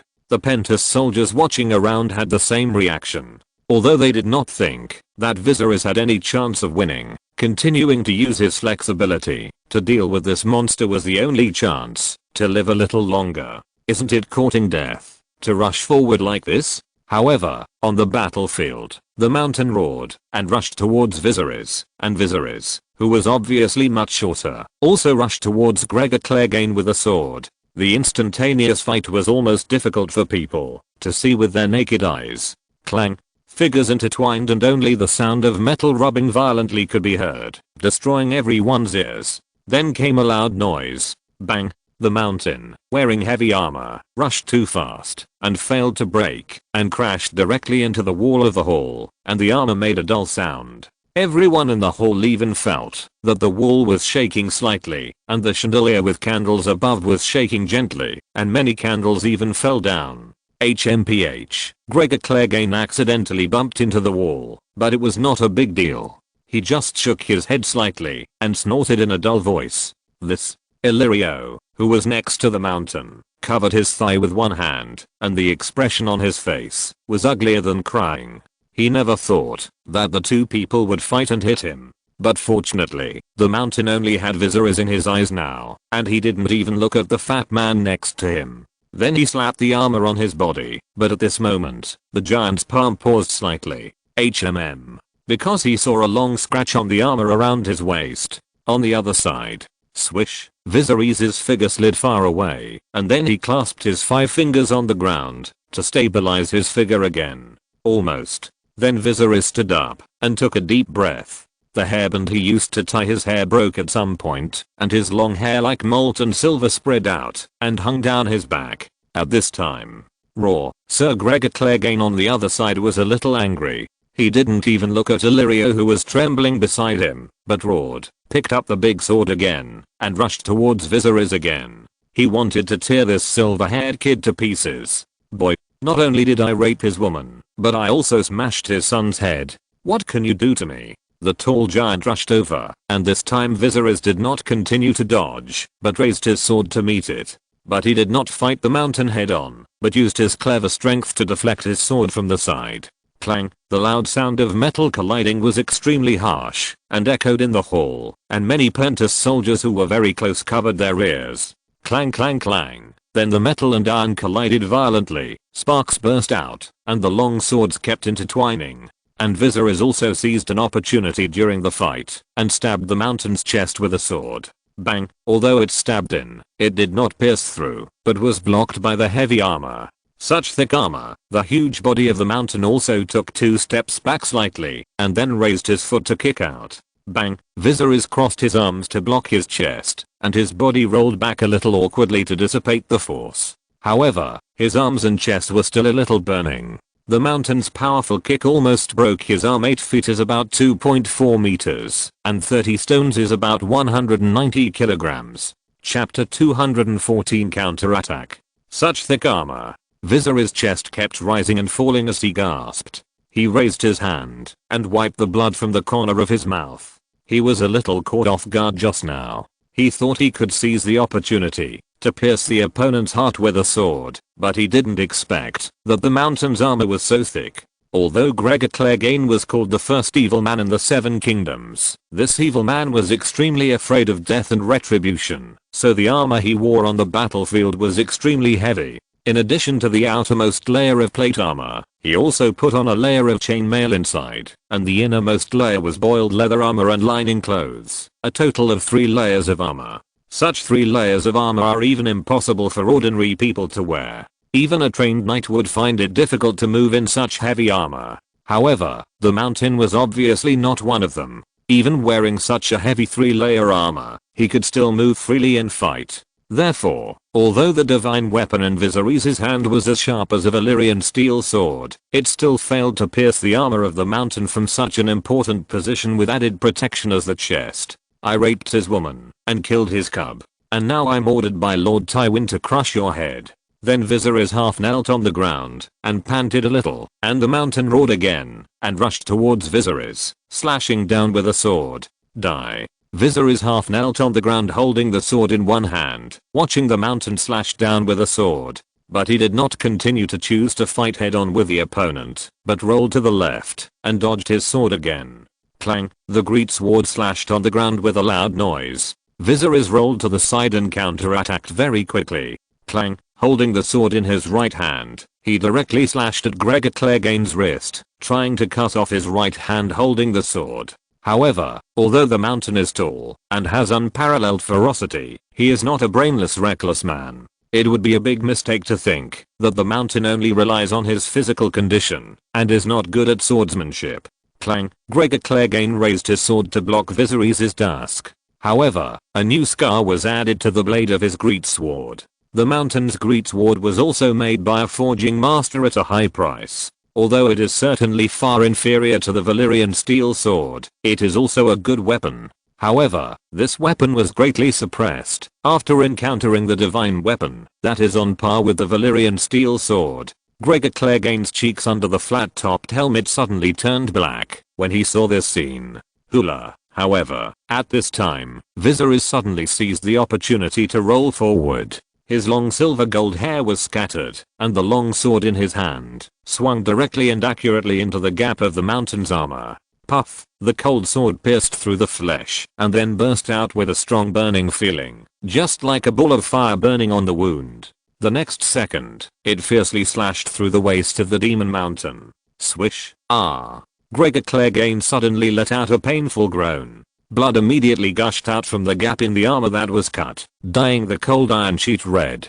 Viserys rolled forward and stabbed the demon mountain with a sword, then stood up from the ground. The long sword was stained with blood, and the silver gold hair hung down behind his back. Haha. Viserys' chest rose and fell lightly as he gasped, but his pair of lavender eyes flashed with coldness. You just said, what did you do? Respected Sir Clegane? Bang, the behemoth with a height of nearly 8 feet and a weight of 30 stones collapsed instantly, and the heavy ironcun knelt on one knee. Ah. Cold sweat dripped down Gregor Clegane's flat-topped helmet, and his cheeks full of flesh were a little hideous, and he let out a low roar of pain. This was indeed one of his weaknesses that he could not make up for. Gregor Clegane's body was too tall, so he was somewhat restrained when facing Viserys' ground tactics. Moreover, the opponent's swordsmanship was extremely accurate, and it was obvious that he had received guidance from a master. After failing in the first attempt, he accurately seized the opportunity in the second battle and pierced the gap in his armor.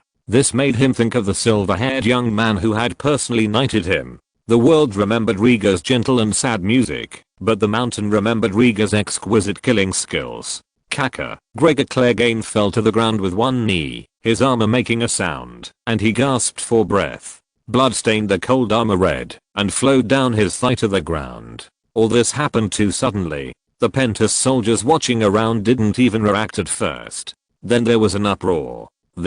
How is it possible? The Pentas governors in the distance didn't expect this scene. Just now, Sir Gregor Clegane was still firmly in the upper hand, and even kicked the Mad King's son so hard that he vomited blood. But in a blink of an eye, this seemingly invincible and almost impossible to defeat the mountain collapsed. The governors whispered to each other. They thought they were just watching a drama with a predetermined ending, but they didn't expect a huge reversal at the end. However, the governor of Pentas was knowledgeable. The family of Governor Hall was in the business of weapons and armor, so he saw some clues and said, the sword in the hand of the Mad King's son may be unusual, perhaps a Valyrian steel sword. He saw that the mountain was suppressed in terms of weapons, and after several collisions, the mountain's weapons were at a disadvantage. Although Gregor Clegane had a crushing advantage over Viserys in terms of equipment, after all, Viserys was only wearing a light leather armor. However, this disadvantage also turned into a crushing advantage in terms of sensitivity. The mountain was wearing such heavy armor, but it might be okay against ordinary weapons, but against a Valyrian steel sword, this defense might not be as strong as he imagined. The vital parts such as the chest and back might be okay, but some weak joints were as fragile as a piece of paper against the Valyrian steel sword. And on the battlefield. Well done, your majesty. Go.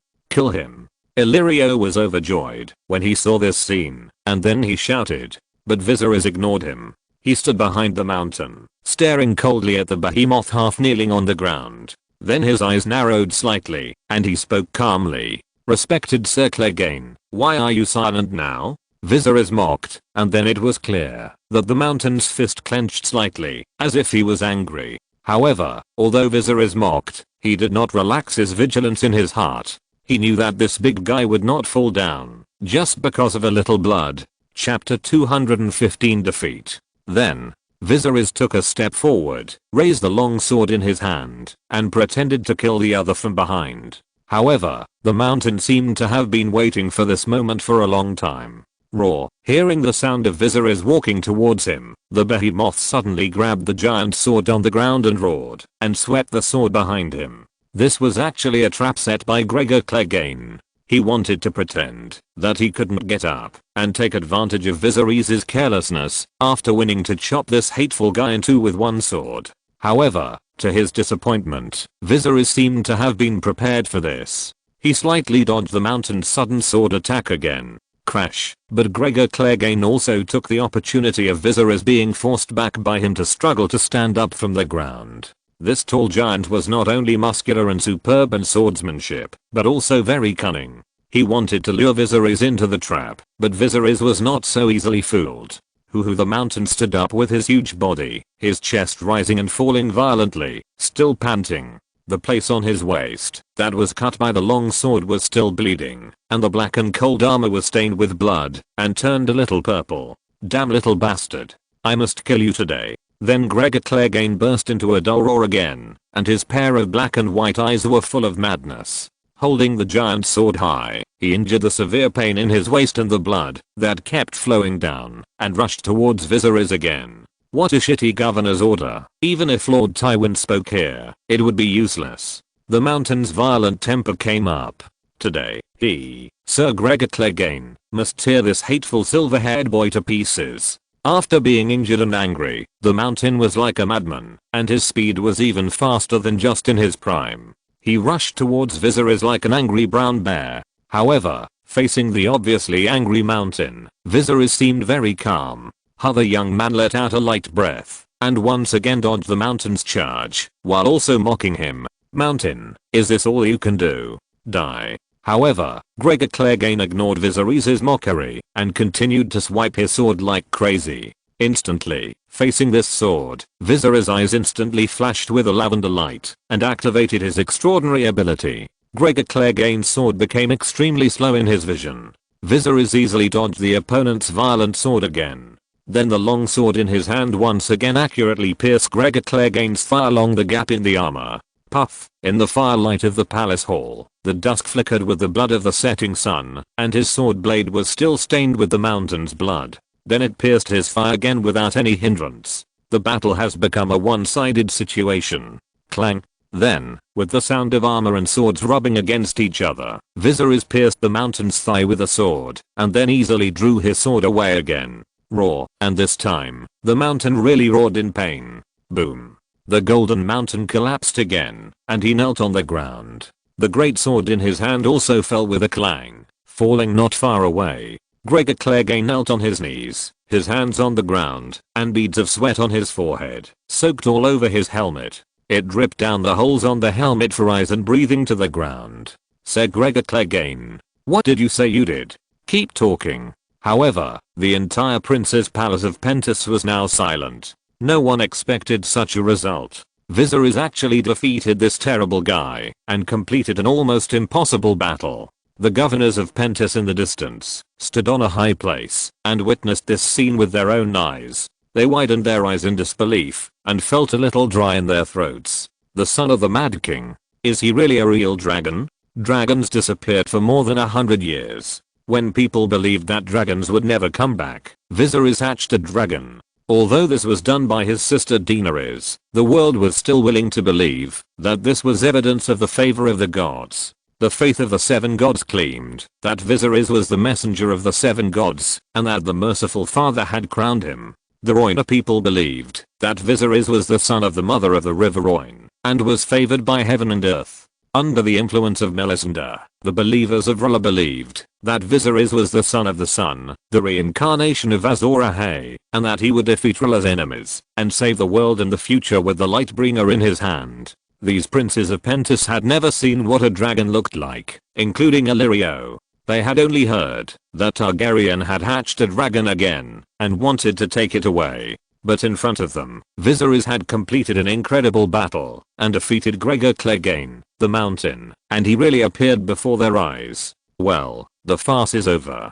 The old governor with grey hair spoke at this time. They thought it would be a one-sided battle, so they did not stop it. However, Viserys' sudden reversal and victory made the old governor feel uneasy. Then the old man took a deep breath and was about to give the order to end the game and take Viserys directly. However, at this time, bang, the gate of the palace was knocked open and a bloody Pentos soldier staggered in from the door of the hall. Governor, it's a big deal. The Andalus people have already broken in. The 200 guards led by Viserys are elite forces selected from the Legion and are equipped with sophisticated armor and weapons and equipment, so they naturally have strong combat effectiveness. The Pentos people underestimated the combat effectiveness of this group of Andalus soldiers, and the palace gate was broken through in an instant. Then the two warring parties entangled in the palace. Viserys was in the depths of the palace, so he was delayed for some time. However, now Viserys' loyal guards have come to meet their king. What? Damn it, are you all good for nothings? Upon hearing this bad news, the governors of Pentos all changed color. Quick! Take the Mad King's son as a hostage first. Then the governors of Pentos hurriedly ordered to take Viserys as a hostage first. As long as Viserys was in their hands, it would not be a big deal, even if these people rushed in. However, it was raining all night. Boom. At this moment, the ceiling of the palace suddenly shook violently, as if something huge had fallen on the top of the palace. The dust above the head fell down. And among the Pentos soldiers who surrounded Viserys, more than a dozen of them suddenly turned against him without any warning. Clang, these people suddenly drew out the long swords at their waists and stabbed their colleagues around them. Kill them. Protect His Royal Highness the Second Prince. One of the men with blue hair and a resolute face spoke loudly. Chapter 216 John. The Andalus people broke in from outside, and the palace suddenly broke out into civil strife. Kill. A dozen Pentos soldiers suddenly drew their swords and stabbed their former colleagues. Puff puff puff. These Pentus soldiers were completely unprepared, and the sudden betrayal was like a massacre. They suffered heavy losses in an instant, and fell into a pool of blood. Hey, what are you doing?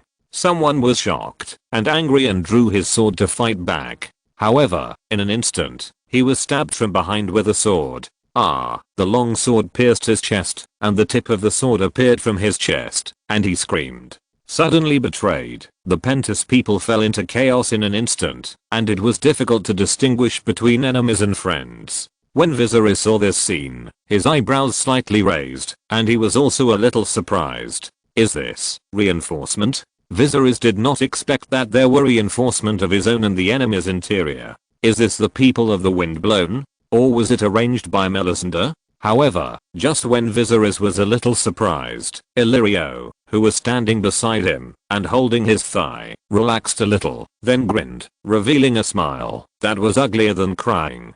These other reinforcements are arranged, Your Majesty. This was exactly a backup plan that Illyrio had arranged in advance. He had thought that there might be accidents at this banquet, so he arranged for his confidants to sneak into the prince's palace in advance. This is why Illyrio told Viserys before the banquet started that no matter what happened next, he just had to follow his arrangements. Then Illyrio looked at the other party again. The blue-haired man was wearing khaki armor with white sleeves and a long pointed helmet. He was dressed as a Pentus city guard and looked about 30 years old.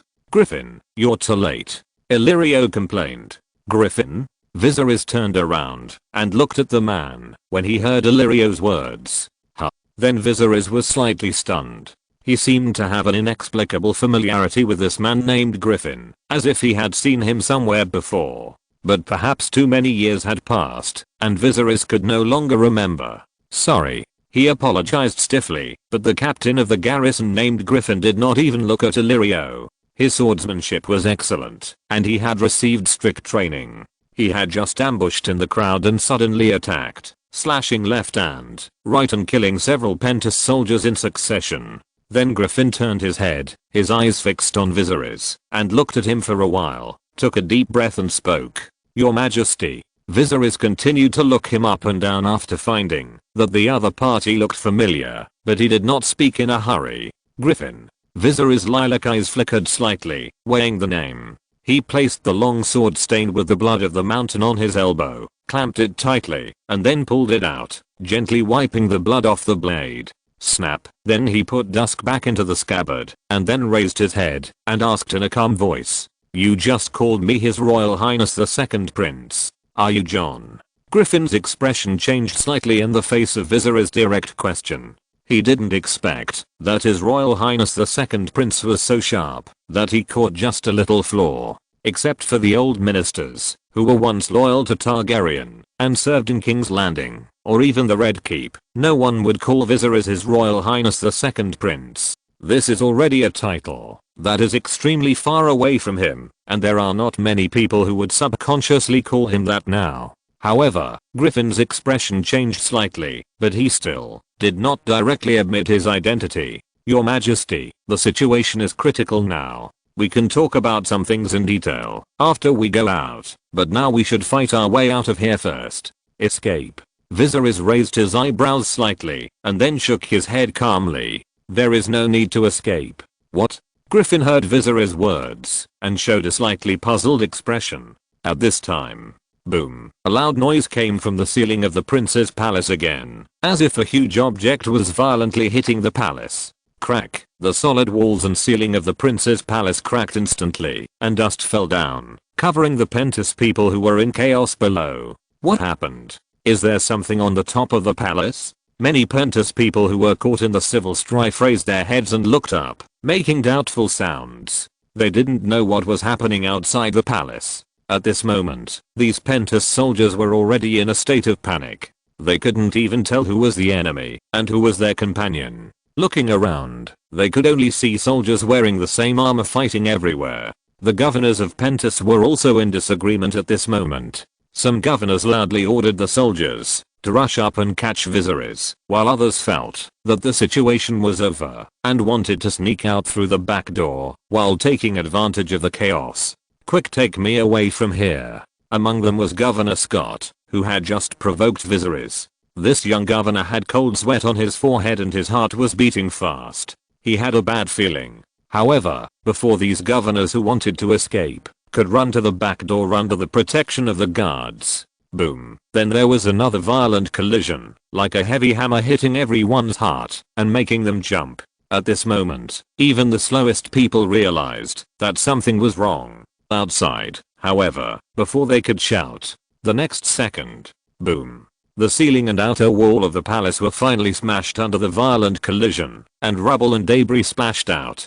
The huge wall also collapsed, like a big hand slapping the people below, and then buried these governors and guards who wanted to escape in their horrified eyes. Rumble. The rolling dust was everywhere, and everyone in the hall immediately covered their mouths and noses, and couldn't help coughing violently. Cough cough cough, what's going on? What happened?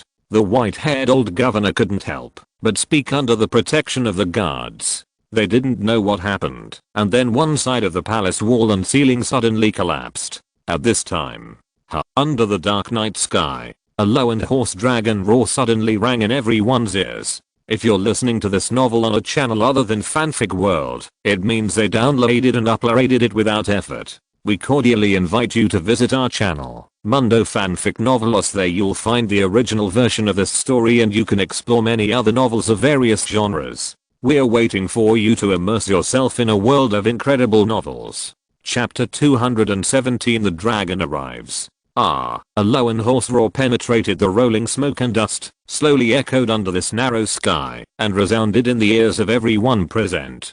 In an instant, the hall was silent. Everyone thought they had heard hallucinations, and then spoke carefully. What's that sound? Just now, did something scream? And Griffin also held his sword tightly and bravely blocked in front of Viserys. What's that sound? He knew that he was not hallucinating, but actually heard the low roar of some monster. Your Majesty, please stand behind me. Although he could not see clearly around, because of the smoke and dust in front of him, he still held the sword in one hand, and covered his mouth and nose with the other hand, looking around vigilantly. But the next second, a breeze blew in the winter night. The smoke and dust brought by the collapse of the palace began to gradually dissipate. The people who were choked and gasping for breath finally raised their heads with dusty faces. Then they saw an extremely terrifying scene.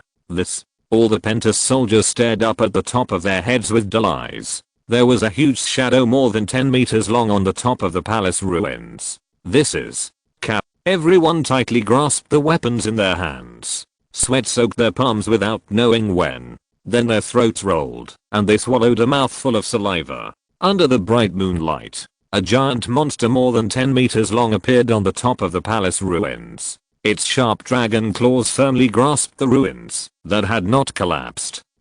Then the huge wings spread out, almost covering the sky, and the black dragon's slender neck was raised high, and then it once again let out a low and hoarse roar. This sound was not rough, nor was it a hysterical roar. However, such a plain and low roar had unparalleled penetrating power, clearly piercing everyone's eardrums and hitting the depths of his soul. Except for Viserys, almost everyone couldn't help but tremble all over. Dragon, however, it was unknown who made the first sound, breaking the deathly silence. Dragon. Then, like a bomb detonated in the lake, a huge wave was raised in an instant. It's a dragon. The voice came with fear and even crying, and all the Pentus soldiers shuddered, as if their souls had returned to their bodies only at this moment. They had never seen a dragon before, because dragons had disappeared before their generation was born, but at this moment everyone knew that this was a dragon.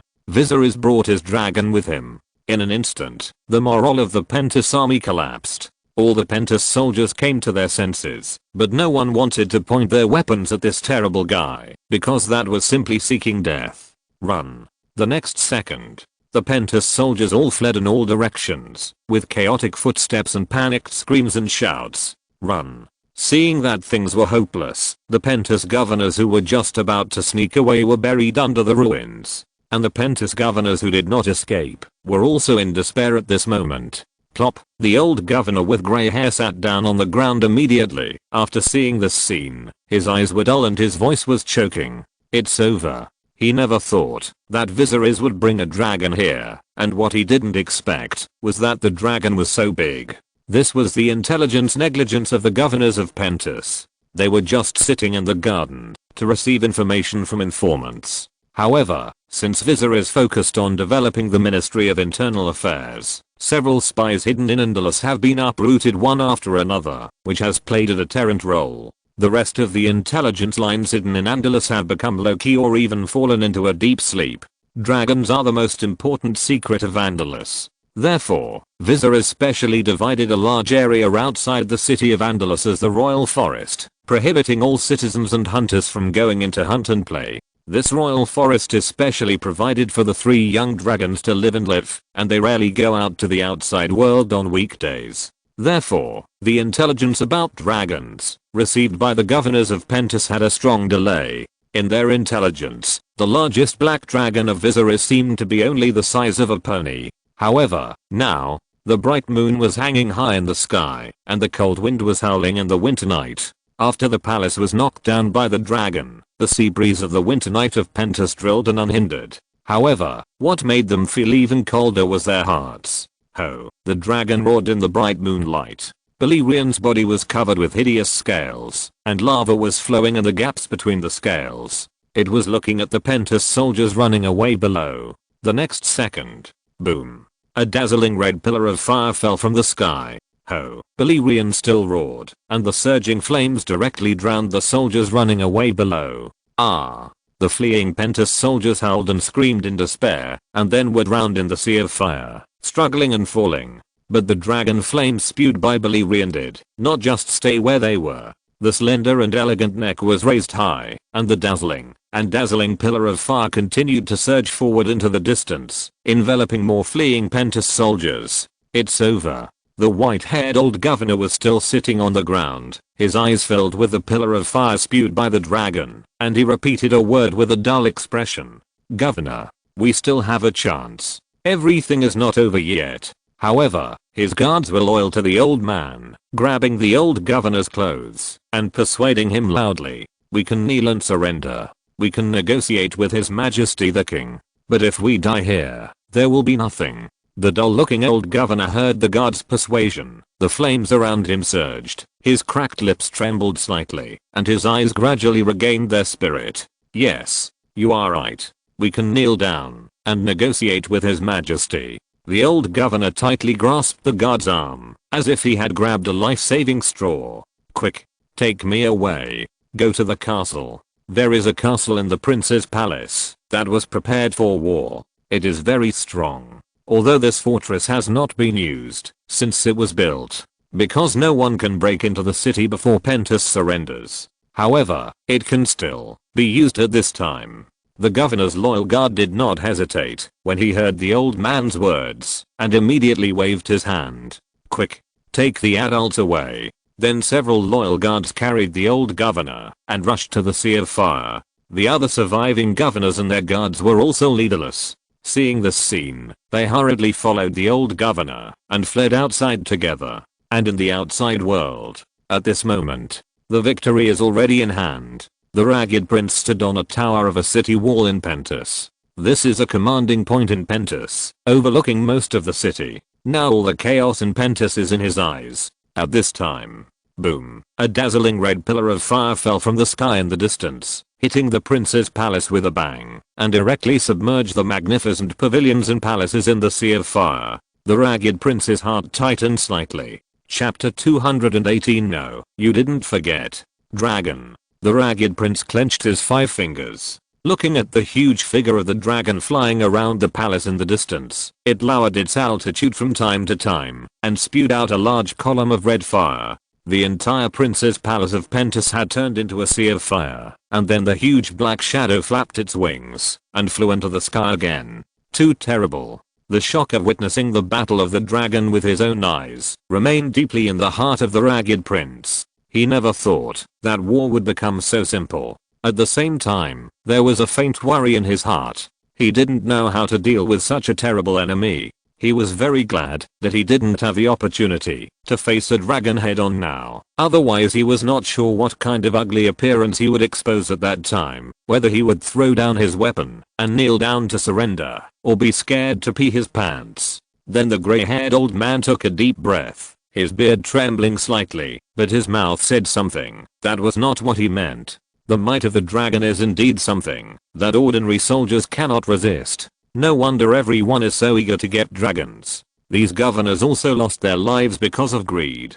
Thank God for telling us that greed is an original sin. The tattered prince patted the railing with his hand, and then he slightly tilted his head to look at the figure hidden in the cloak standing behind him. Then he continued. Congratulations, your majesty, on obtaining this pearl of the bay. The tattered prince was born in Pentus, a city-state with many beliefs. There are moon singers, red robe monks, and people who believe in the black goat god, Lady Lies, and so on. The belief in the 7 gods is only a niche group in Pentus, so the tattered prince is actually not interested in the belief in the 7 gods. However, after reaching a deal on the black ship, the tattered prince knelt to Viserys. Since then, the gray-haired old man has also read 2 books on the teachings of the 7 gods in his spare time, hoping to have more common topics with Viserys.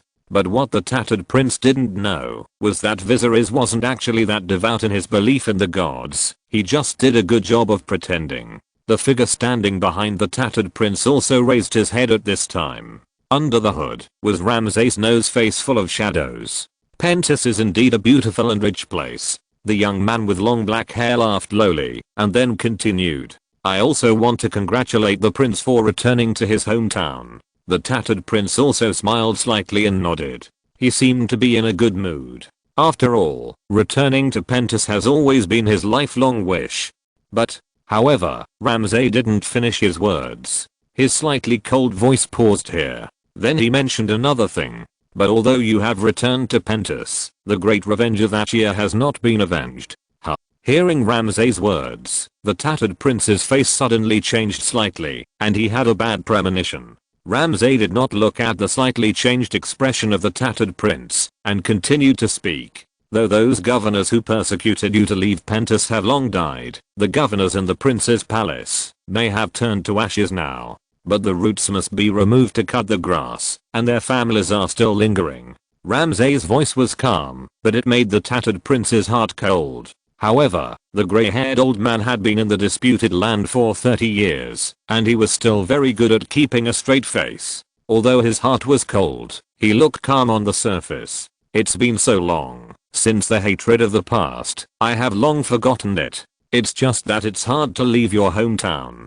The tattered prince pretended to sigh and then explained. However, Ramsay shook his head when he heard the tattered prince's words. He did not agree with the other party's point of view. No, my lord, you have never forgotten this hatred.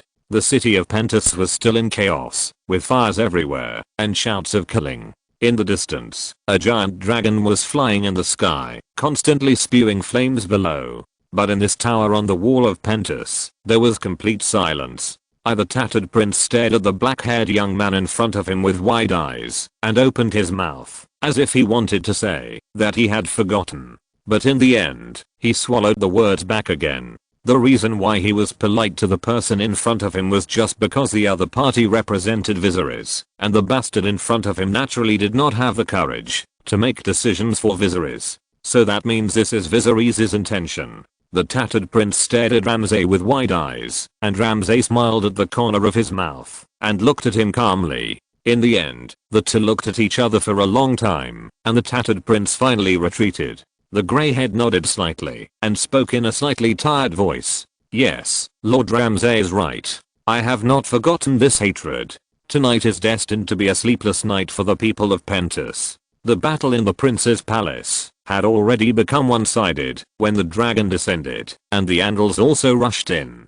A group of Pentus princes were buried alive, and several were killed. While the flames and smoke covered their bodies, a few others fled to the solid fortress under the protection of the guards. In the city of Pentus, the battle was still fierce, and there was no sign of stopping. Instead, it became more and more intense. The mercenaries and the garrison were still fighting, and the streets were full of fighting figures, and the bodies that had not yet lost their body temperature were lying on the roadside. At the same time, there were countless figures with malicious intentions who took the opportunity to cause chaos. Boom. A foot kicked open the closed door of a shop. Then a group of masked mercenaries rushed in, hacked the owner of the shop to death with 2 knives, threw the child directly into the water tank, and then raped the hostess in front of the water tank, and finally plundered the wealth here. However, as soon as this group of mercenaries walked out of the shop, they ran into the murderous windblown mercenaries. The tall beauty Malice saw what these beasts did, roared, and then drew her 2-handed sword and rushed forward. Malice. The other companions of the windblown were slightly startled, and wanted to stop their interrogator, but failed to stop him. Malice had already drawn her sword and rushed forward. Helplessly, everyone could not let Malice go to die alone, so they had to draw their swords and kill together. The people of the windblown were meddling in other people's business, and these robbers were naturally not vegetarians. Ding ding dang dang. So the 2 groups of mercenaries started fighting on the street. This is the chaos in Pentus now. The garrison and mercenaries fight, and the mercenaries fight each other. At the same time, the garrison and mercenaries cover their faces, and go to smash, loot and burn. Anyway, after tonight, if the garrison wins, they can put the blame on the mercenaries. And if the mercenaries lose, they will lose their lives, so naturally there is nothing to be afraid of. Chapter 219. Eliminating the Roots. Who? Governor Green and Governor Hall, who monopolized the weapons and armor trade in Pentus, had a good relationship. The two had been in frequent contact recently. Governor Hall often visited Governor Green, and then the two locked themselves in the house to talk secretly. Even Mrs. Green didn't know what the two were discussing, and why she couldn't even know. Every time she asked, Governor Green would impatiently send his wife away. But tonight, her husband hadn't returned yet, and the outside world suddenly became chaotic for some reason. There were soldiers everywhere, and the sound of shouting and killing could be heard everywhere. Governor Green's son, who was only 4 or 5 years old, and the young master of the family were frightened and cried, and the governor's wife was at a loss. The guards sent out to find her husband also went away without returning. The guards who went out to collect intelligence did come back, but he couldn't tell what happened. Anyway, there was fighting everywhere, and the mercenaries and the garrison were crazy. The garrison fought with the mercenaries fought with the mercenaries, and there were two groups of people who joined forces to smash, loot and burn. In this situation, Mrs. Green gritted her teeth, thinking that her husband might have had an accident. Although the governor's wife didn't know what her husband was plotting, she still heard a little bit that this matter might be related to the Targaryen king who arrived not long ago. In the end, Mrs. Green made up her mind not to send people to search for and rescue her husband, but ordered the entire mansion to be blocked, and the door was closed and guarded. However, after Mrs. Green ordered the blockade of the entire mansion, she fell into indecision again, because the city-state was in turmoil, and she had just heard that many shops were smashed, looted, and burned. Although the Green family is mainly engaged in the mining business, they also have some tertiary industry assets in the city of Pentus, including brothels, taverns, hostels and 2 casinos. These are also one of the important sources of funds for the family. Then Mrs. Green hesitated for a long time, and finally ordered to withdraw half of the guards and even some unsullied to protect the family's industry. The woman was a little hesitant, thinking that no one should dare to rob a governor's mansion. However, at this moment, Mrs. Green was holding her little son and coaxing him to sleep when she heard a noisy noise coming from outside the gate. "Who are you?" the Green family guards warned sternly. "This is the residence of Governor Green. You peasants, get out of here." However, the only response was a few cold arrows. Swoosh, the arrows whistled and pierced the guard's throat, causing him to swallow the rest of his words back into his throat.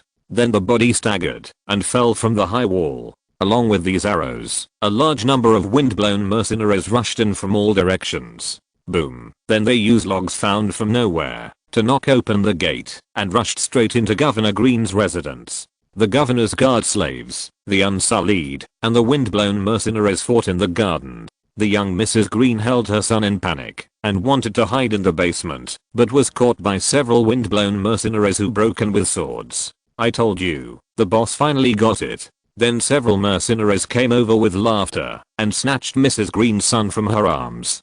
Clang! Another windblown mercenary pulled out a shining dagger from his waist. His movements were very skillful. This kind of work of eradicating the roots and exterminating the whole family is just a commonplace for mercenaries. Mrs. Green saw this scene and cried and wanted to take her son back. However, another mercenary hugged her waist and tore her clothes directly. And such scenes were also played out in other governors' mansions in Pentus. Bang! The doors of each house were knocked open and countless windblown mercenaries rushed in. In the name of revenge for the tattered prince, they wielded swords and mercilessly killed all the governor's families and put handfuls of gold coins into their pockets. The huge amount of wealth almost made the windblown mercenaries blind, although they had used their imagination to speculate how much blood and sweat the civilians of Pentus had been squeezed out of the monopoly of all industries by the governors of Pentus. Their imagination was not rich enough after all. They were limited by the pattern. These governors' families trampled on the law, sacrificed morality, and despised human nature. Almost every pore was filled with filth and sin. Then these huge amounts of wealth were transported to the carriage in boxes. The tattered prince was naturally not a stingy person. After obtaining such an amazing wealth, he also spent money lavishly and scattered a lot of gold coins. Almost all the members of the windblown group made a lot of money. In addition to the money they hid in their pockets, they could have food and clothing for several lifetimes, and their faces were all smiling.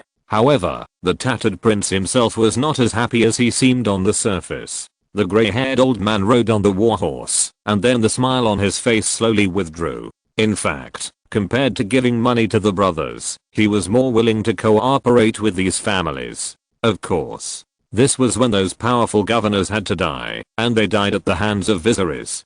Because he was born here, although he was later forced to become a sellsword, the tattered prince never regarded himself as a mud-legged man. His blood was noble, and he even looked down on his brothers in his heart. This was an ingrained idea in his heart. He was already in his 20s when he left Pentus, and it was not something that could be changed in a few decades. The tattered prince had been calculating in his heart. He wanted to truly rule Pentus, not just be a puppet of viseries. Chapter 220 John Connington. Unfortunately, the tattered prince's wishful thinking was shattered. Although viseries would hand over Pentus to him for management as agreed, it would certainly not be a complete Pentus. Otherwise this city-state with great potential would sooner or later become his own trouble. The tattered prince's butcher knife to these governor families meant that he had completely broken with these traditional forces deeply rooted in Pentus, and there was no possibility of re-dialogue. And the civilians of Pentus would attribute the turmoil of looting and burning during the bloody night to the evil deeds of the mercenaries. As the leader of the mercenaries and later ruled Pentus, the tattered prince naturally had no way to defend himself. In fact, he had no way to refute it, because this was the sin of the windblown. The tattered prince might be able to control himself, but he could not control the evil thoughts of more than 2,000 brothers under his command. Moreover, people could not tell the difference between the windblown and other mercenaries, and could only put all the blame on the tattered prince. This was the pit that viseries dug for the tattered prince. However, even if the tattered prince knew that this was a pit and a cesspool, he had to jump in with his nose pinched. The situation was pressing. If the tattered prince refused, without the Targaryen family's support behind him, I'm afraid that he, the Prince of Pentus, would not last for a few days, and would be overthrown by the remaining forces of Pentus or even the support of other city-states plus the anger of the people.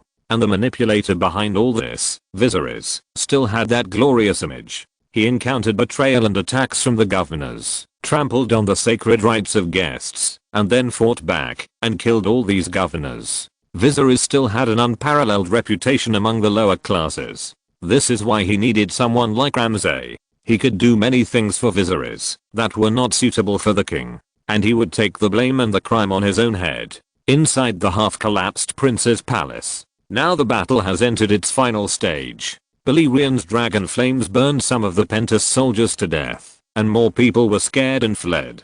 The Andalus people rushed in, and some of these Pentus soldiers were killed, and some dropped their weapons, and knelt down to beg for mercy. And those governors who wanted to escape, were also very unfortunate. Balerian's eyes were very sharp. He could see a rabbit in the grass at a height of hundreds of meters. The flames and smoke naturally could not block the dragon's sight, so they were blocked by Balerian. Then several brave guards were torn to pieces, and those governors were turned into charcoal by a mouthful of dragon flames. The dragon has killed fewer people than the soldiers. They are more scared away. The blue-haired man followed Viserys, wearing a bright armor that reflected the light slightly under the fire. Then he turned his head, and looked at Viserys. He wanted to remind Viserys not to get carried away, because of the dragon. The most decisive factor in war is the soldiers, not the dragon. The soldiers of Andalus were walking around and cleaning the battlefield. The fire that was not completely burned out by the surging dragon flames was still burning. Viserys stepped over a charred corpse. This was the corpse of a governor of Pentus. Now it was almost impossible to recognize the original appearance. "Well, I know," Viserys said perfunctorily without looking back, and fiddled with the head of the corpse on the ground with his scabbard. Gregor Clegane, the mountain sent by Tywin to assist the governors in murdering Viserys, had been tied up. He was stabbed with a sword on his waist and thigh. He was seriously injured, and was still bleeding. The big sword in his hand fell not far away. When the soldiers were about to subdue him, they were attacked by this evil man, and even 2 soldiers were injured. However, no matter how arrogant the mountain was, he was now in a desperate situation. His arms were tied behind his back, and tied tightly with iron chains, almost digging into his flesh. The helmet on his head was knocked off, revealing a huge head full of flesh. Even the head of the mountain was 10 pounds heavier than others. There was a wound on his forehead, and blood stained half of his cheek. This should be the injury he suffered when he hit the wall during the duel with Viserys. The mountain was tied up tightly all over his body, and all the ropes were replaced with more solid and heavy iron chains, for fear that this terrible monster would break free from the shackles and rush out to hurt people. Even when he was pushed past Viserys, a pair of terrifying eyes with clear black and white were staring at him, and he was panting heavily. However, when the mountain passed in front of Viserys, his steps paused for a moment, as if he wanted to say something to Viserys. But Viserys didn't even raise his head, and the muscles on the mountain's cheek twitched slightly. In the end, the soldier pushed his sword against his waist, and left here with a loud scolding. And Griffin witnessed the whole scene, staring at the mountain, slightly gripping the hilt of the sword at his waist, but finally let go. "How do you want to deal with the mountain?" The blue-haired man took a deep breath, turned his head and asked. "It won't be an easy death." Viserys put the scabbard back on his waist, raised his head and spoke calmly. Then his eyes fell on the face of the resolute man, and he looked him up and down again and said, "Tell me about yourself, Griffin." Viserys slightly emphasized the name Griffin at the end. He had seen this man in front of him 10 years ago. At that time, Viserys was just the naughty second prince of the Red Castle, which was why he felt that he was a little familiar. At that time, the other party was in his 18 or 19 years old and full of vigor and vitality, which was completely different from the uncle in front of him with wrinkles at the corners of his eyes, and looked a little down. In addition, a long time had passed, so Viserys did not recognize him at first. Jon Connington, the young Earl of Griffin's Roost, who had served as the Prime Minister of Viserys' father, Mad King Aerys, when he was a teenager. He was one of the few good brothers of Viserys' elder brother Rhaegar, and the 2 young men often got together. At that time, Jon Connington was a proud, brave, passionate, fearless, and honor-hungry man. At the same time, he was also a capable warrior and commander, and even had the opportunity to kill Robert Baratheon and end the rebellion war in the War of the Usurper. However, in the end, he was dismissed by Aerys II because of the failure of the war, deprived of his territory and title, and expelled. And Griffin looked at Viserys, his lips moved slightly, and finally he sighed deeply. Chapter 221 Bloody Night. "Yes, your majesty, I'm Jon Connington." The knight in bright armor looked much more haggard than before, but his eyes were still bright. Then the former prime minister of the Targaryen dynasty told the story of being stripped of his title and noble title, and expelled from King's Landing. After leaving King's Landing, Jon Connington boarded a ship, and sailed across the ocean to another continent, came to the disputed land and finally joined the Golden Company. He served the Golden Company for 5 years, and with his own ability, he eventually rose to the right hand of the leader of the Golden Company, Mise Toin. However, he later left the Golden Company. Left the Golden Company? The soldiers cleaned up the battlefield and cleared the bodies, and put out the unburned fire in the hall. Viserys tilted his head. Yes, your majesty. That was 2 years ago. John Connington nodded slightly. He finally chose to leave the Golden Company. Even though he had grown into a meritorious commander in the Golden Company at that time, if he didn't leave, the next leader would most likely be him. Why? Viserys asked. This time, John Connington was silent for a long time, and finally took a deep breath. Of course it's because of you, your majesty. Viserys' eyebrows slightly raised. I have heard about you in recent years, but at that time, John Connington was a little hesitant to speak here, and then he held the hilt of the sword with one hand and spread the other hand. Please forgive me.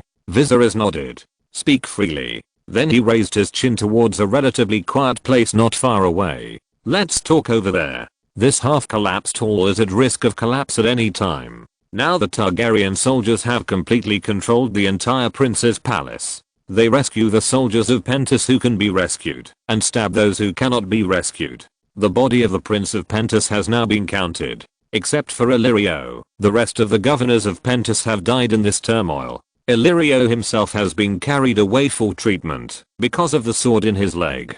Now only Viserys and John Connington were left here. Then the two of them left the palace, which might collapse completely at any time, and came to the garden outside the palace, where several torches were also lit. Your Majesty. A servant came over with a thick cloak and put it on Viserys' shoulders. Viserys nodded, and then the servant bowed and retreated. The cold wind in Pentos on a winter night was a bit biting, and a heavy snow had just fallen 2 days ago. Standing here and looking into the distance, the black cloak fluttered gently in the wind, and Viserys turned his head to look at John beside him.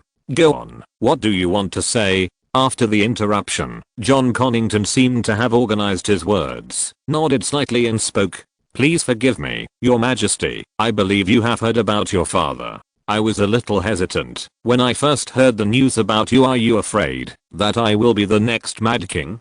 Viserys was not angry when he heard John Connington's words, but just shook his head slightly. Then, as if he suddenly thought of something, he turned his head and looked at John and asked, John, are you still alone now? John Connington was obviously stunned for a moment, not knowing why Viserys asked such a question, but he hesitated and still spoke. No, your majesty, I still have a son. The next morning, the bright sunshine penetrated the clouds and sprinkled on this prosperous and wealthy city-state. The red temple still stood, and the glazed tiles reflected a faint golden light. After a night of turmoil, Pentos finally returned to peace when the sun rose. When the giant dragon soared in the sky and spewed out red pillars of fire, all the soldiers of the Pentos city garrison understood what happened. After hearing the news that all the governors had been burned to death, these Pentos soldiers all knelt and surrendered. And everything became much simpler afterwards.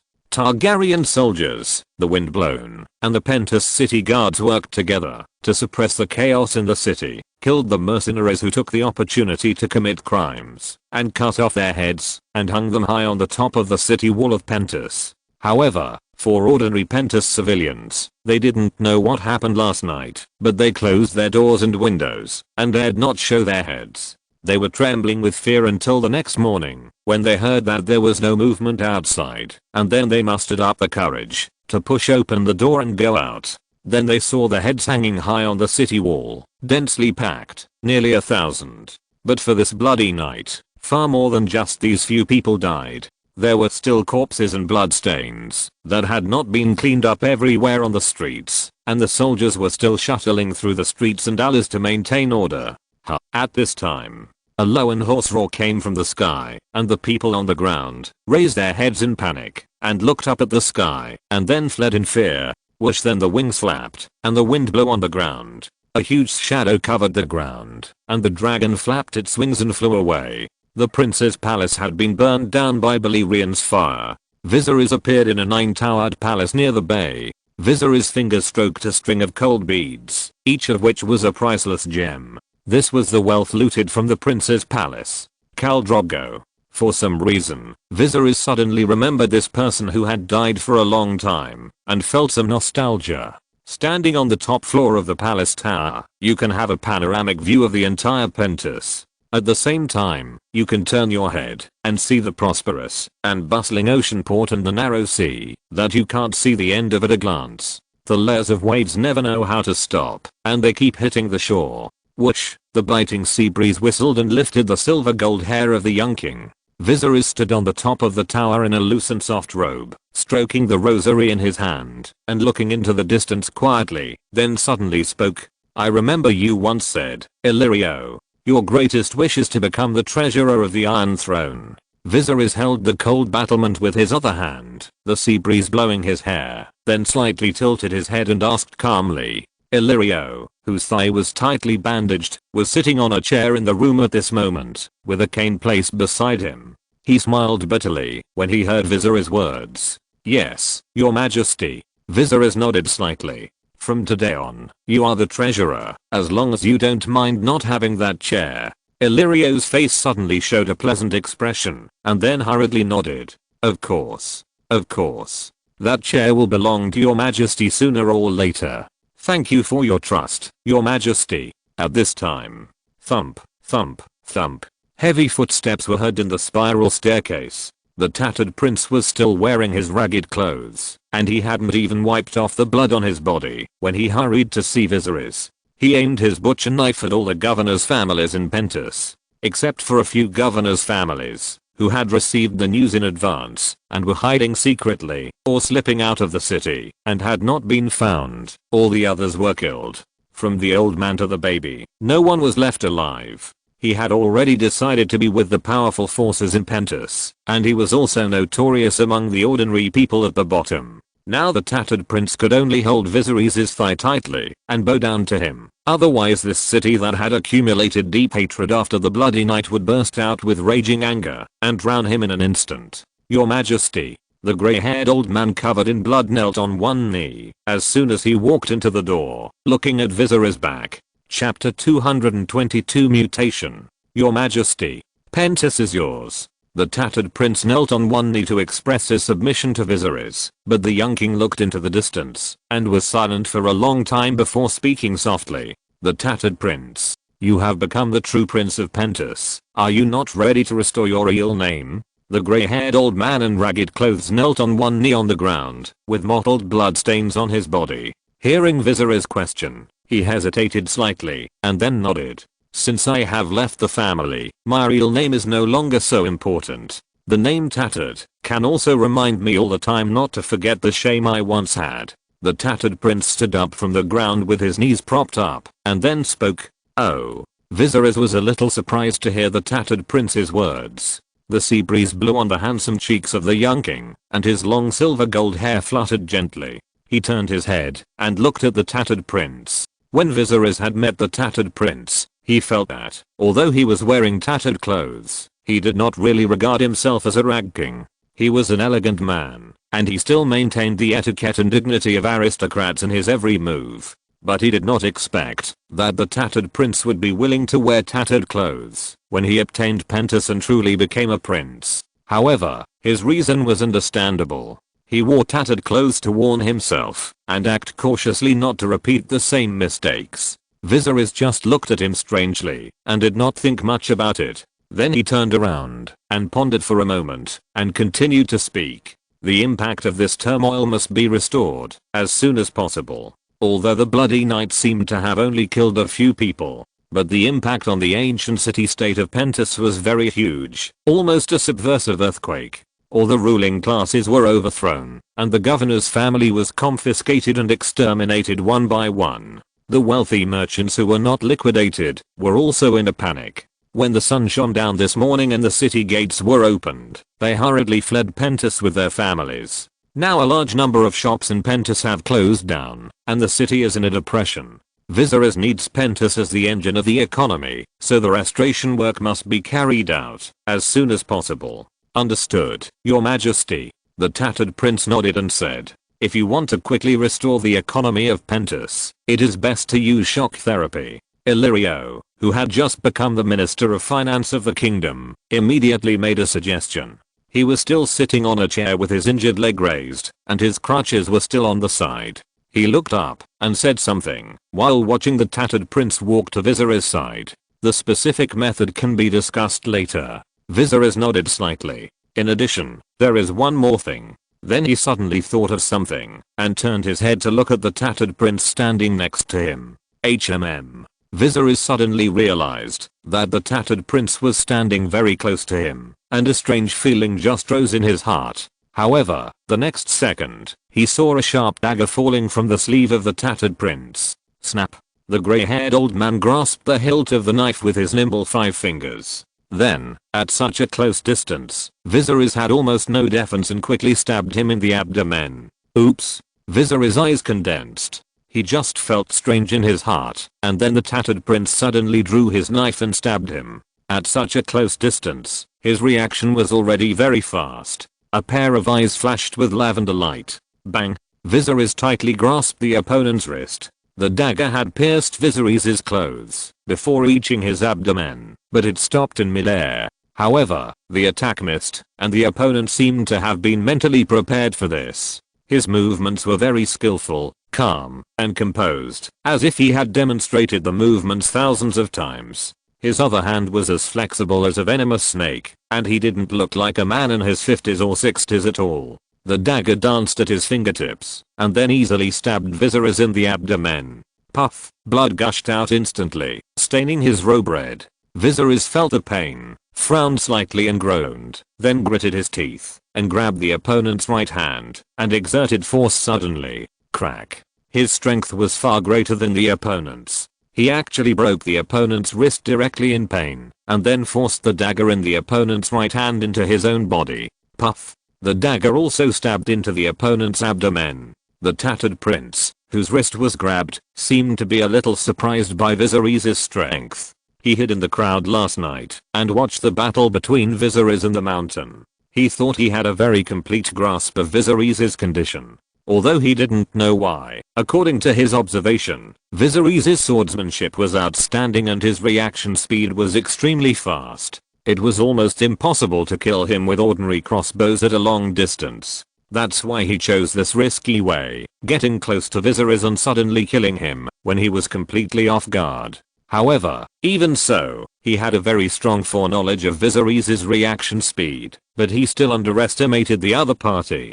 Viserys' reaction speed was even faster than he thought. The dagger pierced his abdomen with a broken wrist, and blood also gushed out. Viserys, who was also injured, frowned and gasped, but the other party seemed to have nothing happened and did not change his face. Then the broken wrist of the tattered prince was like a lubricant and easily got rid of Viserys. The broken wrist was still shaking slightly, and the blood dripped from the abdomen that was stabbed on the ground. He pulled out the dagger in his abdomen and threw it out of the window, then lifted his robe and jumped down from the battlement.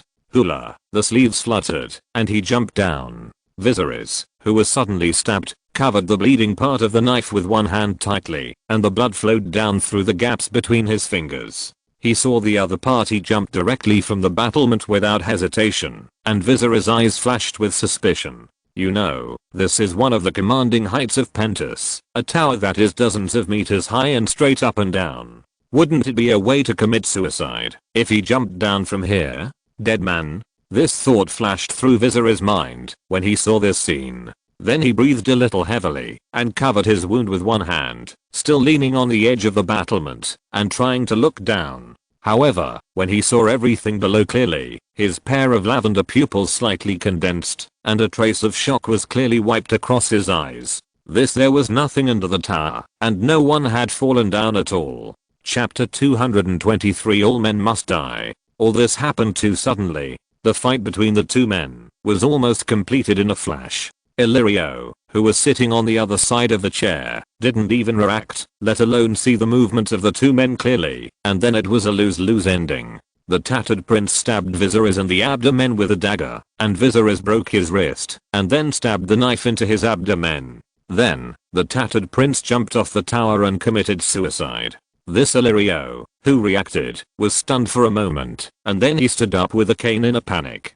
He saw Viserys holding his hand to the wounded part of his abdomen, and blood kept flowing out. His body was a little weak, and he sat on the ground, breathing heavily. Then he shouted loudly to the outside. "Come quickly, there's an assassin." The guards in the tower hurried over after hearing the news. The footsteps were chaotic and shouting everywhere. The entire 9-tower palace soon fell into a violent vibration. The grey-haired old man in ragged clothes rode his tall horse and walked into the palace with fatigue and was captured by a group of Targaryen soldiers. The ragged prince was defenseless and didn't even have time to resist. He didn't know what happened and shouted that he was wronged. Then the doctor came in a hurry with a medicine box. Viserys was still sitting on the cold ground, panting slightly, and then fumbled to pick up the short knife that had just been thrown on the ground. He saw that in addition to the deep red blood on the clear blade, there was also a faint blue light. Poisonous. Viserys' chest rose and fell slightly, and he almost felt that his limbs were gradually paralyzed. Then he felt a touch of warmth in his nostrils, and a drop of blood slowly flowed out.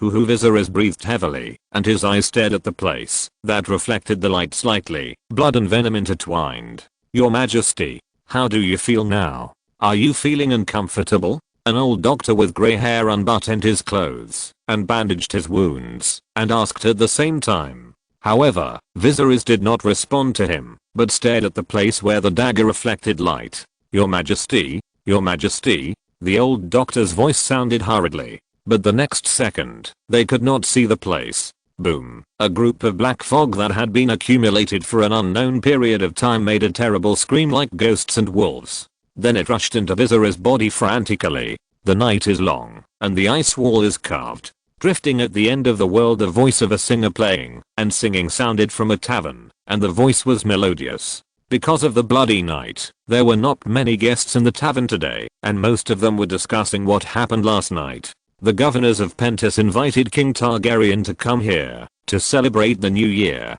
However, in order to covet the dragon, they tried to attack Viserys at the banquet, but failed, and instead shot themselves in the foot. A huge dragon descended from the sky, burned down the palace, and burned all the governors to death. This morning, you can still see the vast wealth looted from the governors' mansions, which were loaded onto carriages and sent to the port. It is unknown where the ships will go. Now those who are well informed have known that the Targaryen king will not wear the crown and serve as the Prince of Pentos. Instead, he gave the Pearl of the Bay to a mercenary leader, who was also the leader of the Windblown, who killed and burned everywhere last night. This caused some panic among the people of Pentos. The singer in the tavern is now playing a song from Westeros, which may be a little unfamiliar to the people of Pentos. This is a legend about the rat chef of the Nightfoot. It tells the story of a chef in the Nightfoot who killed the king's son for revenge, chopped him up, and made a pie for the king to taste.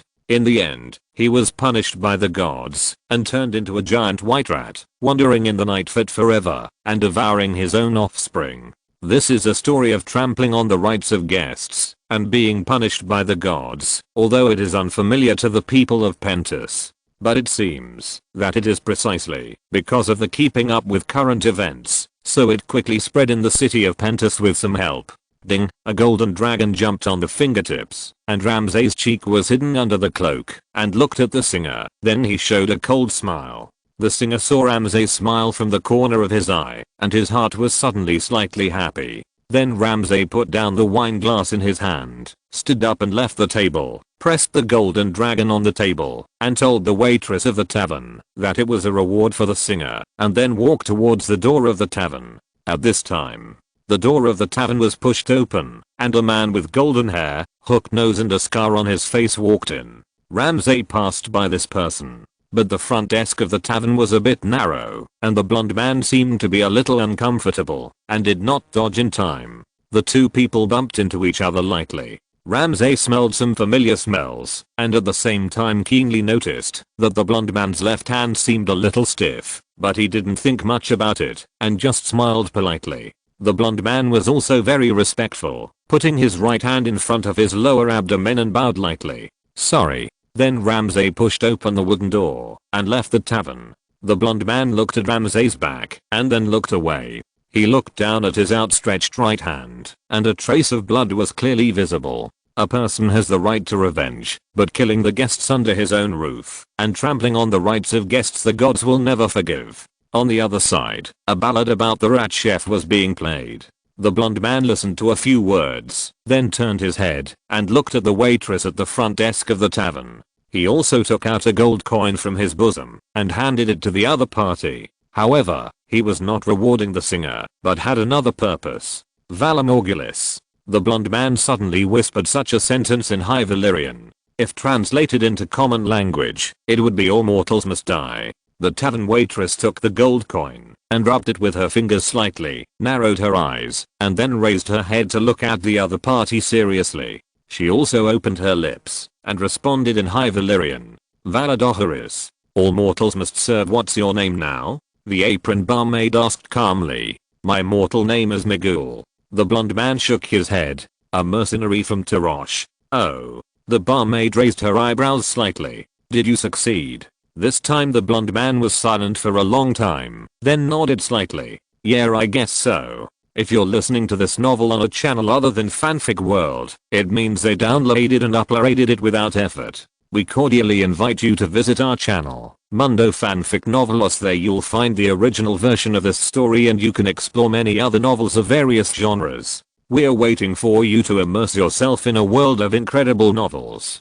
Chapter 224 Empire. Then the waitress of the tavern led the blonde man named Migul to the back kitchen of the tavern. A seemingly inconspicuous stone slab was lifted up, and underneath it was a deep dark passage. Migul looked up at the waitress, and the two of them exchanged glances and nodded slightly. Migul no longer hesitated, and stepped on the broken ladder with one hand covering his wound, and sank into the darkness. The waitress standing outside saw Migul enter the tunnel, and then turned her head to look around vigilantly, and then she also entered the tunnel with one hand holding up her skirt, and gently closed the cover. With the sound of the stone slab moving, the entire quiet back kitchen evaporated. Two people out of thin air. Tap, tap, tap.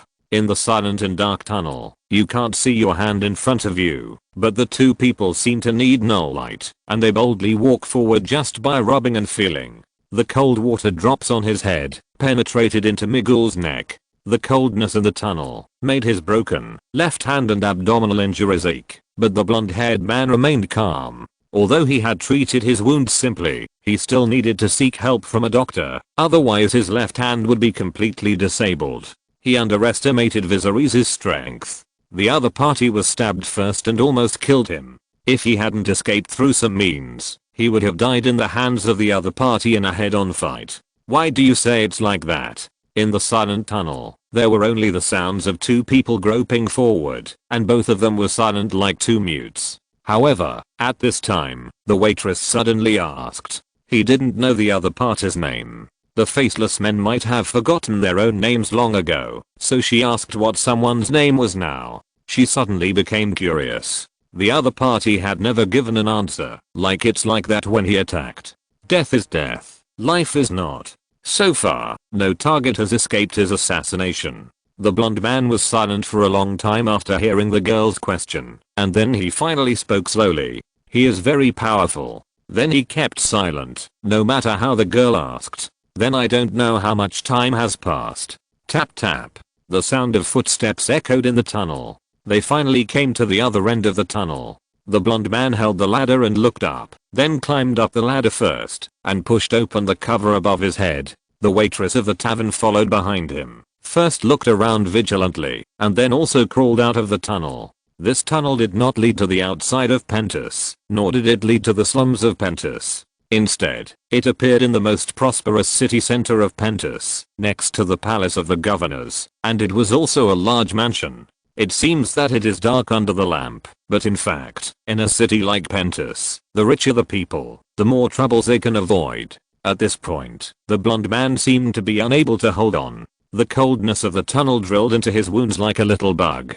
His face was a little ugly, but he still said nothing, took off his coat, and lay on a bed. The waitress of the tavern also changed her state just now and became serious. She cleaned and bandaged the wounds on the man's body again, and helped him fix his broken left hand. Seeing the shocking scars on the man's body, the barmaid finally understood what someone meant by he's very powerful. He almost fell on the other person. What kind of person is he? The barmaid put down her tools, took off the blood-stained gloves on her hands, and then asked, a good man? Or a bad man? However, the blonde man named Miguel was lying on the bed with his upper body naked. He turned his head slightly and looked at her after hearing the waitress's words.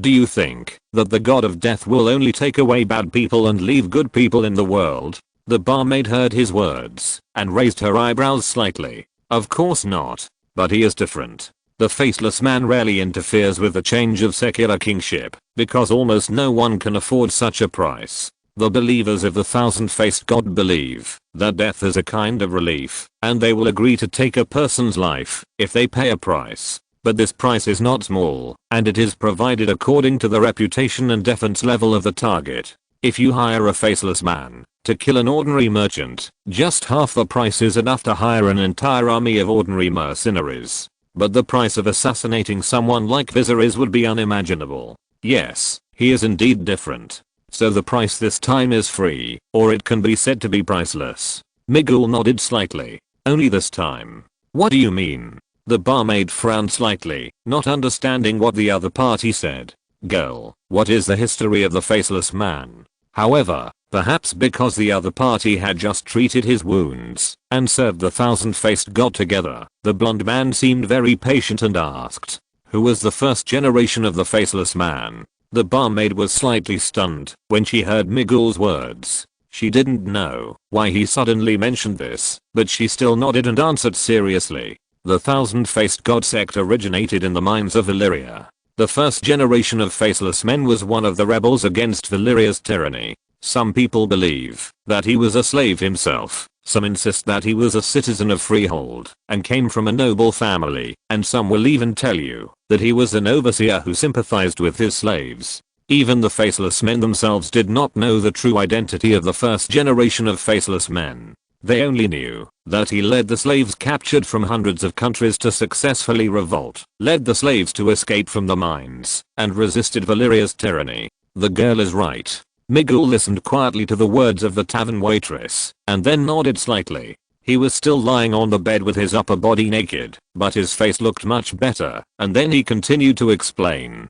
Viserys Targaryen is a Valyrian, one of the pure-blooded nobles of the Freehold. He has 3 dragons, and has become the only Valyrian dragon king in the world. And compared to the slogan of returning to the 7 kingdoms, he is more inclined to build a huge empire in Essos and even recreate the Freehold. I have investigated all his actions, and they are all moving towards one goal. Miguel's voice was faint, but revealed a shocking secret. Viserys has always talked about returning to the 7 kingdoms, to regain the Iron Throne. However, in reality, he has been constantly expanding his territory on the continent of Essos, which has aroused the vigilance of the surrounding neighbors. Bravos hopes to get a king who concentrates on attacking the 7 kingdoms, not a king who attempts to recreate the freehold of Valyria. As the representatives of the resistance to the tyranny of Valyria, the first generation of faceless men naturally do not allow this terrible country to revive. Chapter 225 Extraordinary Ability. Inside the palace on top of the 9 towers. This should have been the palace that the governors of Pentos had given to Khal Drogo, but now it belonged to Viserys. The young king was assassinated, and the entire palace was in turmoil. Release the tattered prince. The assassin just disguised himself as him. Viserys gave the order while lying on the sick bed, releasing the tattered prince who had just been captured. The tattered prince was terrified and wanted to see Viserys to continue explaining something, but he was rejected. Viserys knew that the tattered prince did not want to explain anything. He just wanted to see what his real condition was now, and whether his life was in danger. If Viserys fell, the tattered prince's good days would be over. If he was wise enough, he might abandon the city and flee, taking his windblown and part of the looted wealth to continue to be a mercenary in the disputed lands. Viserys was lying on the bed, and then drove away all the doctors, Illyrio and Jon Connington, leaving only 2 guards guarding the door. Snap. Then Viserys tore off the bandage he had just wrapped, and threw it on the ground. At this moment, the silver-haired boy was naked from the waist up, with a clear outline of even abdominal muscles, and there was only a faint scar left at the place where he was stabbed by the dagger. His fluffy long hair hung freely on his back without being tied up. Then Viserys sat up from the bed, sat on the bedside, took a deep breath and slowly exhaled. Thanks to such an identity, Viserys actually received a lot of care. Since escaping from King's Landing, assassination and poisoning have become commonplace. He can't remember how many times he has been assassinated. Even when he just entered Pentus not long ago, a man disguised as a wine dealer tried to poison him. However, this also indirectly shows that his enemies have no way to deal with him now and cannot curb the development momentum of Targaryen. They can only try to get rid of him through despicable means such as poisoning and assassination. This time was the most dangerous assassination Viserys encountered. He himself and Illyrio did not recognize that the ragged prince in front of him was actually a disguise, and the other party approached him and suddenly attacked, which caught him off guard. Then Viserys sat on the bed and fumbled slightly and found the dagger that stabbed his abdomen from under the pillow. The texture of this dagger is very clear, and the black handle feels like obsidian, but it is slightly different. The blade is as smooth as water. Viserys took it in his hand and played with it for a while, gently reflecting the light, reflecting the appearance of Viserys. The long silver gold hair was scattered, covering part of the forehead, and the handsome features reflected a different brilliance with the gentle shaking of the blade. Then the black mist gradually filled. Viserys was observing his current state through the dagger. Viserys Targaryen strength, Sun.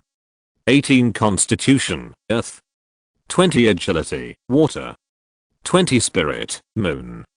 26. After a long time, Viserys had already accumulated a lot of black fog, but out of caution, Viserys always kept a part of it and did not actively absorb it into his body. However, this time he was suddenly assassinated, and his wound was infected with poison. Viserys was forced to draw all the black fog he had accumulated into his body in one breath, and all of it was added to his constitution and agility. Both attributes broke through to 20 and entered a qualitative change, evolving extraordinary abilities from the mortal body. From 19 to 20, although it seems to be just a level of enhancement, it has brought about earth-shaking changes. For example, when breaking through, it was as painful as being crushed to pieces, as if some mysterious power smashed all his bones and flesh bit by bit, and he lost consciousness all over his body. Then, he regained his vitality from the shattered body, and gradually regained his senses. The poison and wounds on his body were wiped out, as if he had been reborn. Viserys fainted at that time, and there was a commotion in the bedroom. His wounds had been bandaged, so the doctor and others did not see the magical healing of the wound on Viserys' abdomen.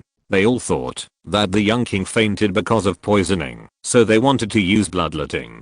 For the medical technology of this world, there is no better way after poisoning. If you know the cause of the poisoning and find herbs that can dissolve it, it would be fine. But if you don't know the cause of the poisoning, you can only use bloodletting. The doctors believed that the toxins were in the blood, and as long as the poisonous blood was released, it would be able to save his life.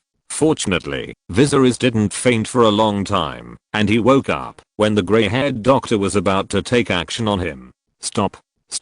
Viserys felt a little headache and hurriedly stopped him and told him that he was fine. Then he ordered the release of the innocently imprisoned Prince Ragged and then drove all these people out. When his physique broke through to the extraordinary level, Viserys felt as if his whole body was shattered.